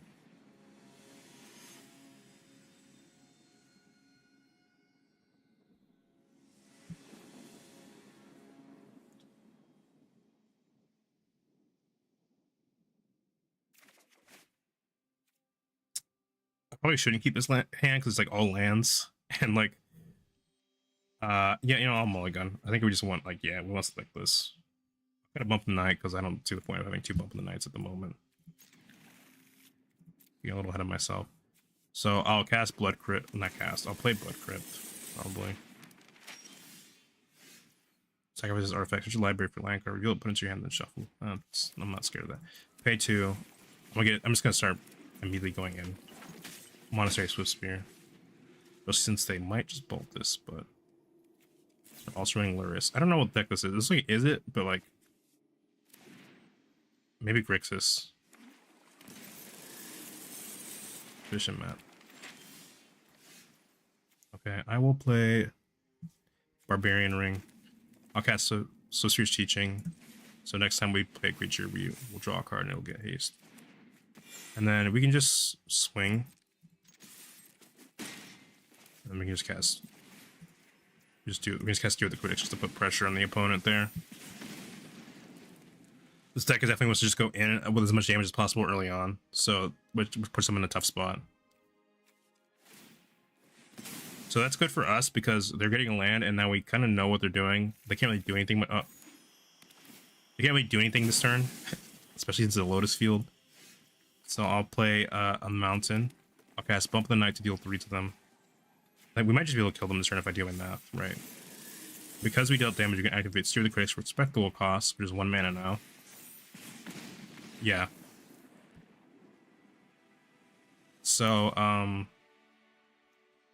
we didn't really see what they were doing, so I don't really know what to pick as far as to swap out. We'll just go in and we'll see what happens. Hopefully we can just kill it fast enough again before they can do anything.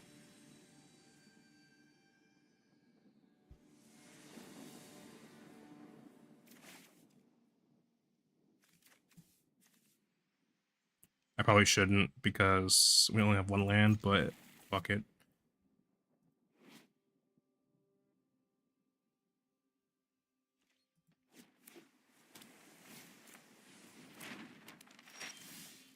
play Black Cleave Cliffs, and play Dragon's Rage Chandler. Maybe I could have cast Swift speaking guys then. Nice. So it kind of seems like what they want to do is they want to get down Lotus Field, and then if they have Deserted Temple there, they can pay 1 to untap it and then get like go positive in mana because they'll be up by 2 mana. Because they pay the 1 to untap it, and then they have 3 and they get 3. And they get so. I will cast the Swift Spear's Teaching blah. Red Horricness is not bad. So even though this already has Haze, Prowess does stack, so if you can get Prowess. I think it just keeps Prowess, does it not? Anyway.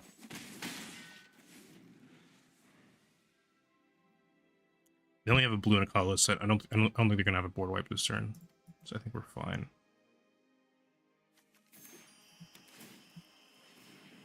Seriously, what is this deck? I think I'm gonna regret asking that eventually, but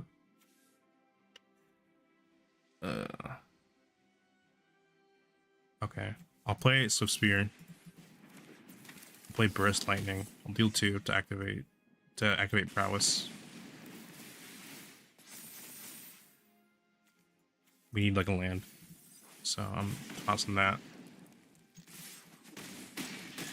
They're at 10, which is pretty good for us. They're on like, they're only at like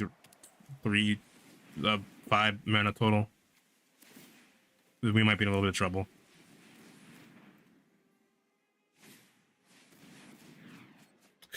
Okay, they're up to something. They untapped.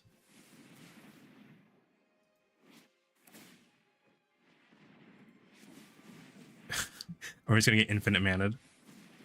Okay, I don't think so. Okay, we might. I might have regret asking what their deck did. I kind of wish it was just a shitty deck someone threw together.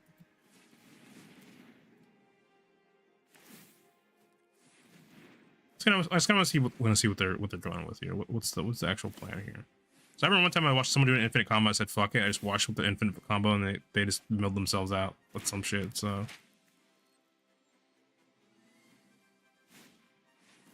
Yeah. I'm not seeing a. I didn't know they had Cypher in Arena. Well, I haven't seen any. Oh, there's the card draw. That might be a problem because if they draw them more like land and tapping stuff, we might be in trouble.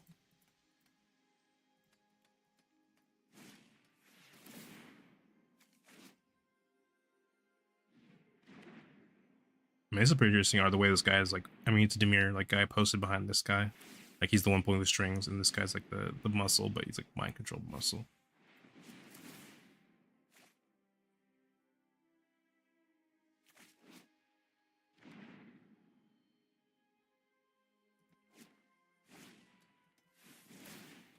Okay, there's Underworld Breach. Do they have any creatures in here anyway? There's just been lands in their graveyard. Okay. Yeah, they all have escape now.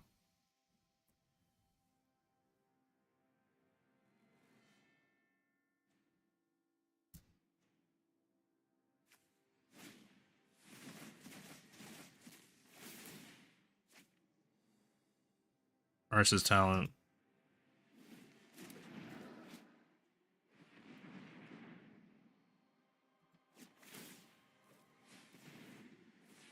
It's like Grixis, like, or like, I say Grixis because it has Luris, but it's like somewhere it's like Grixis, like discard and draw.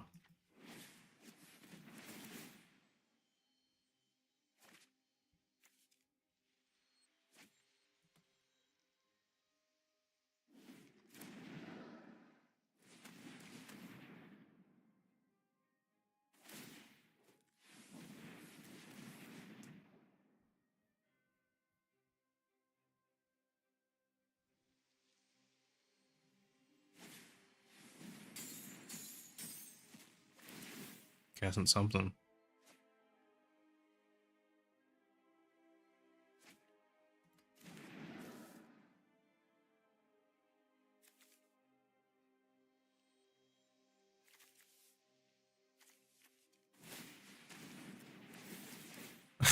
Okay, that's fair.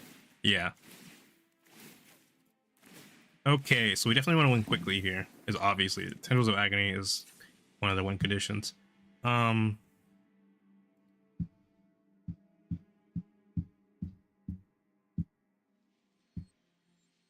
We can run Stone of Eric to basically shut down their. Okay, normally I'd cut like one of my damage spells, but it seems like we really need the damage. Just punch them in the face as much as possible. So I think we just run Stone of Eric, and then we could maybe run Disruptor Flute. What's in their deck? That wouldn't be a bad idea because we can give them like an insane like mana cost. Because I'm thinking like either that or Skullcrack, just so we can just try to go in and just try to like punch them in the face like as much as possible.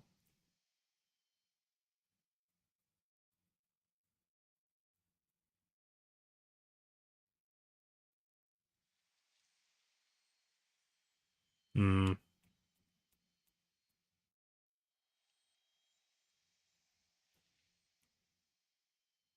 Okay, I guess we play Disruptor Flute and then maybe like call Wish so they can't pull stuff. Yeah, sure. That way I can't pull stuff on their sideboard. And if they don't have one of their classes now, we can play. We can call their the reg. If I can remember its name, because that might be a problem. But we'll roll with this.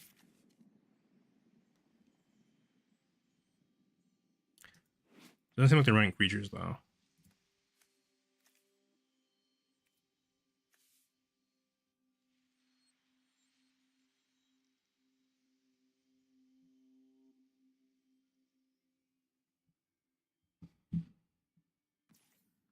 I'll play Black Leaf Cliffs, and then I'll play Bub in the Night.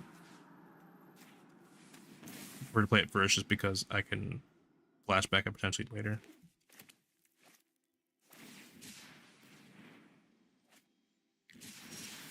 Island. Okay, Dreadhorde Arcanist is probably really good here if we can get that down without just having it get killed. Because once we get it down, if we get it attacking, we can cast like Bolt Wave and Bump in the Night and stuff, and then we can potentially basically have it go off twice. Oh shit, that's not good. Okay. Red. So sometimes it's a little finicky about like paying for mana here because I think it thinks I don't want to lose one life, so it just will pay using that, even though I don't always want to do that. So I'll do this, and then I will cast Bolt Wave, deal damage. Because I cast my second spell that turn, that activates Bolt Wave again. We might still be cooked because we might not have done that fast enough, but. So basically, I think it's either they win this turn or I win next turn. Untap 2 lands is shit.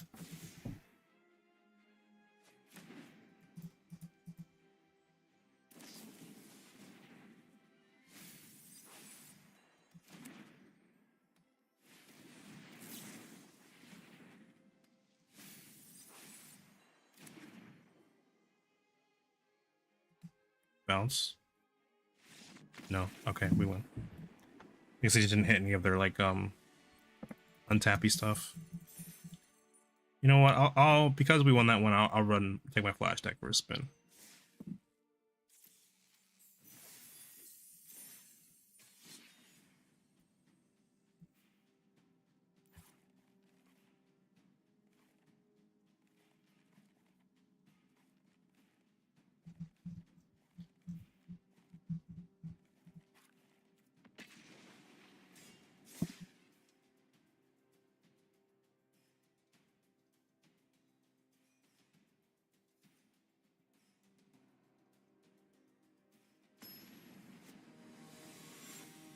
Also, if you ever want to submit any like deck ideas or just decks that you already have, feel free to do so. Because I would like to try some decks. So I have not tried this deck in best of 3, and then we might get absolutely shit on. I'm gonna be 100% honest. What the fuck is that? 243 cards. Okay.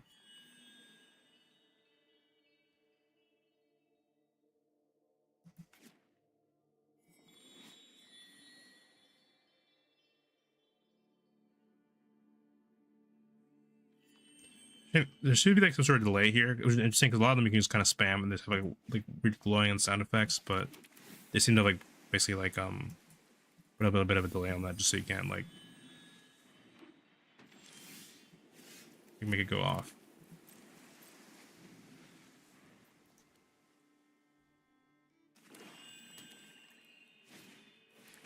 Dawnbringer Cleric.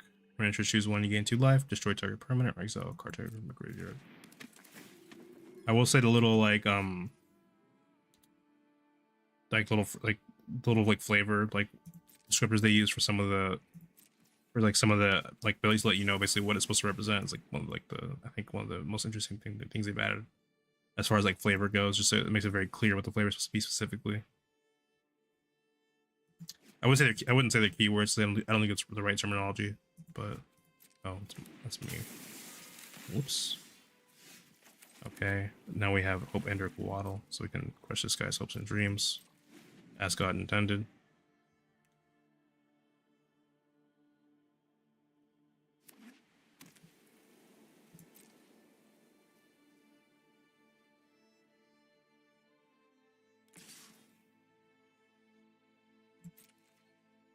I will not block. I will not bounce that either because I do not see the point in doing so, and I'll cast Brineborn Deathroot.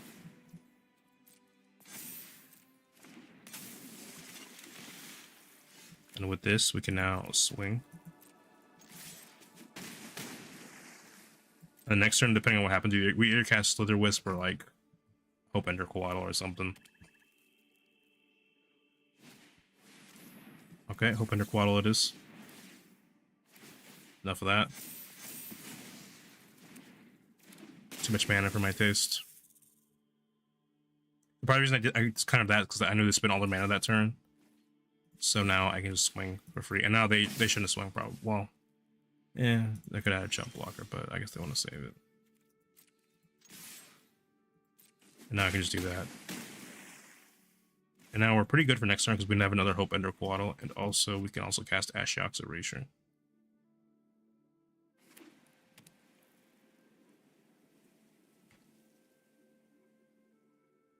Do it, man. We're just scared. Oh, I think that's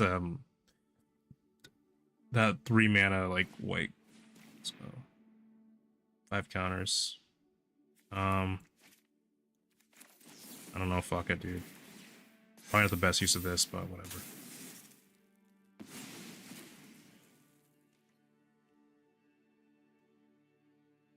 Am I gonna get punished for that? Nope. All right. That's pretty good. We can just play that. Oh, we can't. We don't have green. Yeah. Still working on the mana base. Not gonna lie. You couldn't tell.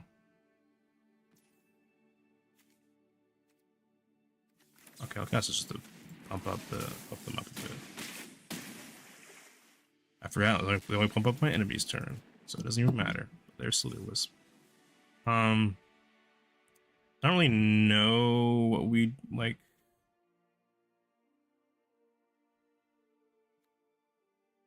I guess we could maybe run Rewind. I don't really think of it. Can't really think of anything that'd be like.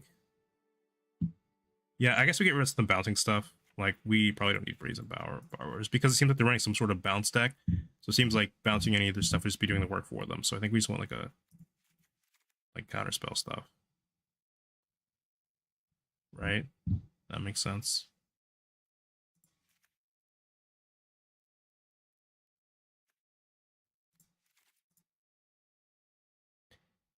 And then, yeah.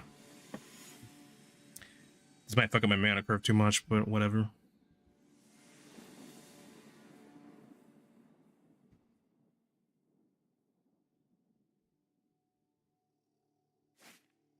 Sure, we'll keep that. 3 lands, that's pretty good.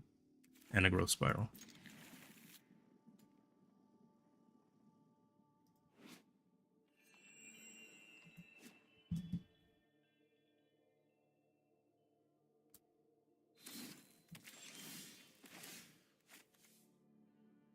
I have nothing to play on this turn anyway, so we'll just do this and surveil. I don't think we really need like another land because we're probably good for like the foreseeable future.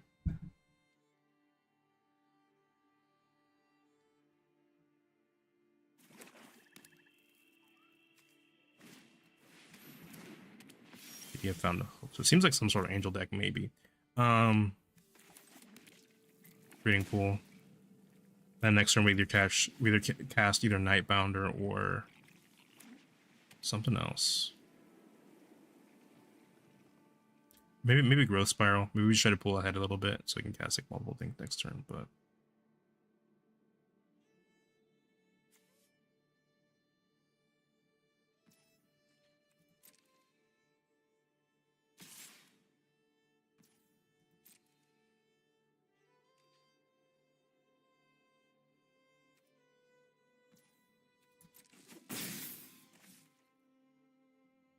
I'll just cast Growth Spiral, I think, because they might have just some like a removal in their hand. Anyway, there's a lot of ways to just kill Nightbounder, so just play Growth Spiral.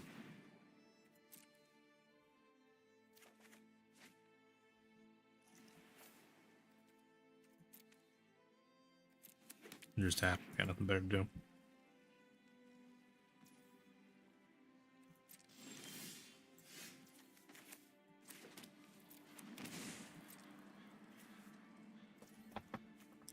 We could maybe cast Enduring Curiosity next turn after they attack and try to get some card draw. Or we could cast Cunning Nightbounder into Sea Dasher Octopus. I think we just want to hard cast Sea Dasher Octopus just to go a bit wide.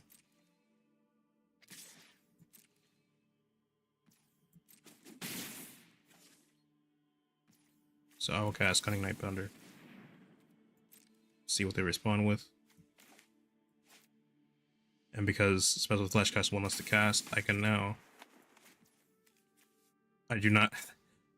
No, it could have tapped. It could have tapped that for a black. It didn't. Oh fuck. I meant to tap that for a black, but I let the auto. This is what I get for letting the auto thing do it. That is on me, I guess. I don't think they're gonna want to let Giada die. So I think we swing actually. And because we're doing it so confidently, sometimes we can bluff because they might just steals 5 damage to target attacking creature. Okay, but Hydroelectric, that wouldn't be a valid target, right? Because it would only target attacking creatures. I guess we can. Do we have anything to lose by trying it? Okay, yeah, there's nothing else for it to do.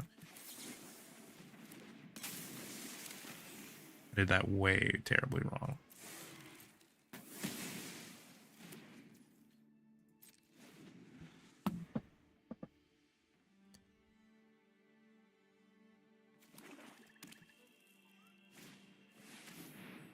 The Blue Lotus, okay.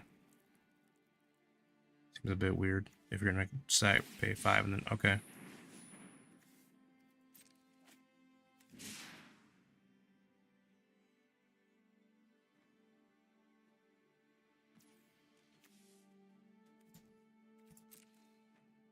So they're probably gonna swing with Gyado because I don't think they could block Hydroelectric Specimen, but I just don't really see the point of why they do that. I think they would probably swing with Gyada because she hits flying, so they hit for 2. I go down to 10, and then yeah. So I'm going to put Sea Dasher Octopus here. I guess I'll put it over just because there's just one extra type of like toughness. And then with that, I can swing and then draw a card. Potentially. It depends on what they decide to do. They might think Gyada's worth sacrificing, but I somehow doubt it.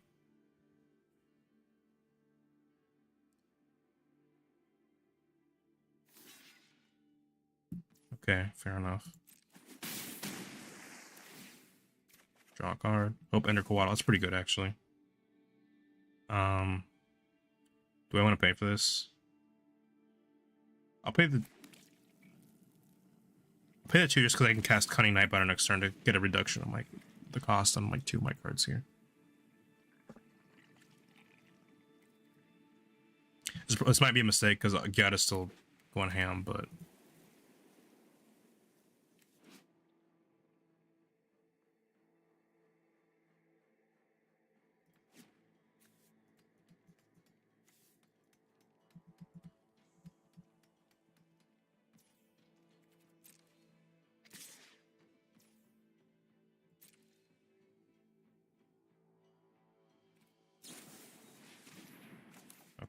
I will play this. I could have actually cast Hope and Quad on play just blocked, but I won't because we're not dead this turn. I think we just want to be careful. So next turn when they declare attackers, we cast Hope under Quaddle to block it instead. They probably don't have anything with trample.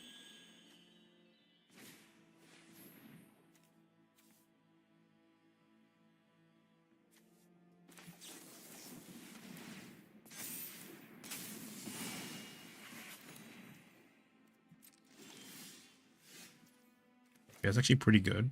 We can bounce this, and this also stalls them because it'll come in with Summoning Sickness next turn.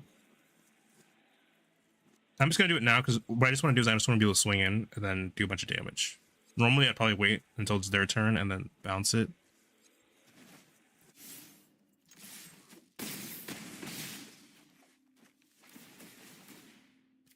Draw.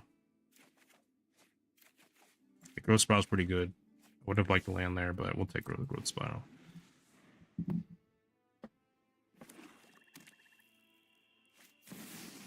Draw creatures. Okay.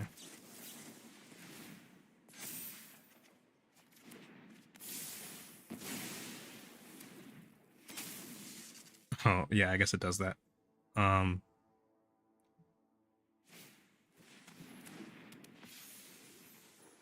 So if they swing, we just cast Hope under Quaddle, I think. Is the plan.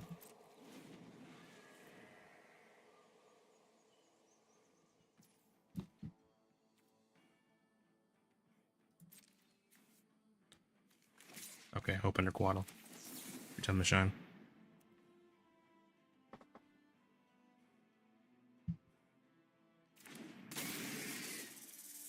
Unless it dies anyway. Okay, even though that's actually not bad for us because that means it gets exiled and also that's not attacking anymore. And then we can do this. We can draw a card, look for a land. There is no land. And then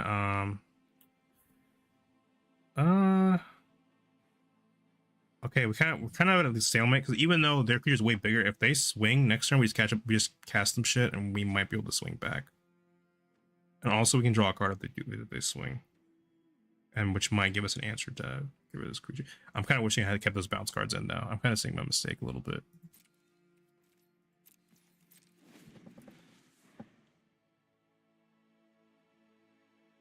Well, I mean, there's Urtai. If we run into Urtai, even though there's only one in a deck, we could just destroy this for free and draw a card, and they draw a card. Okay, Ash Acceleration.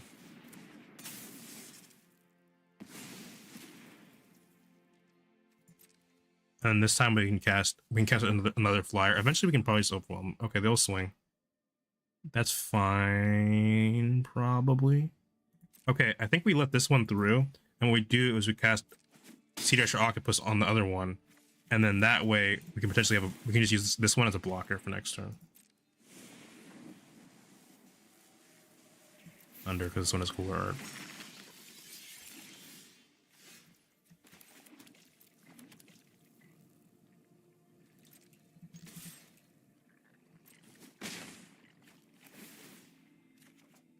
A card. This is a really good card draw. Okay. Now we see if they play anything. If they don't, we can easily just cast Hope under Quaddle as a blocker, and then okay, that's good. Hope under Quaddle.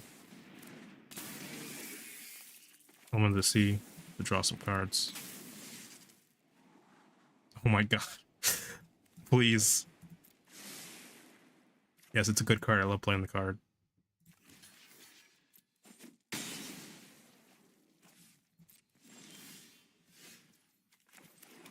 Okay, we won't attack this time because we're really gonna need that blocker.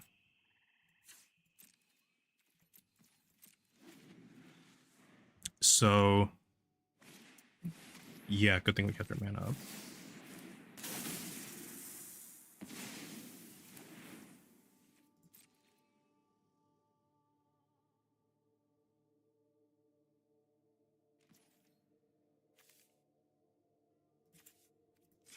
Okay, I'm actually might just play Mystic Snake again because yes, it wants to counter spells, but This might be very useful for just having another body on the board. Okay, I cannot. I did not do my math right to begin with, so it doesn't even matter.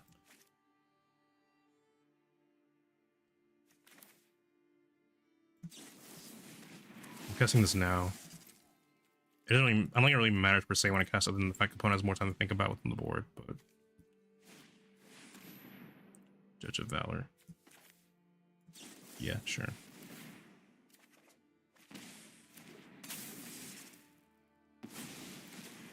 Gotta do something, man. You want to swing? Now they can't swing because they do. We just chump block with hoping they're Quaddle, and then we swing and kill them. We're kind of just screwed, actually, but yeah.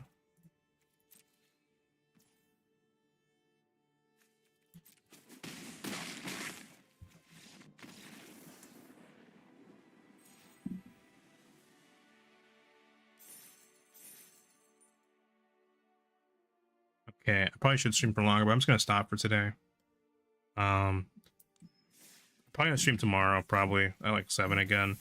I don't know if it'll be Magic the Gathering. It might be something else. It might be Persona or something, or maybe I'll just read out some of the stuff I've written, or like draw, or look at some of the stuff I've drawn.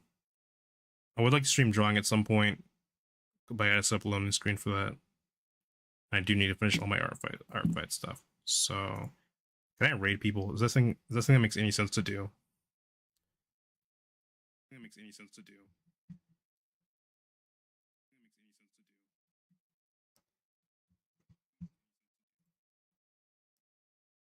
When did I get 5 followers? Who's following me? When did I get 5 followers on Twitch? When did I get 5 followers? Who's following me? When did I get 5 followers on Twitch? Anyway.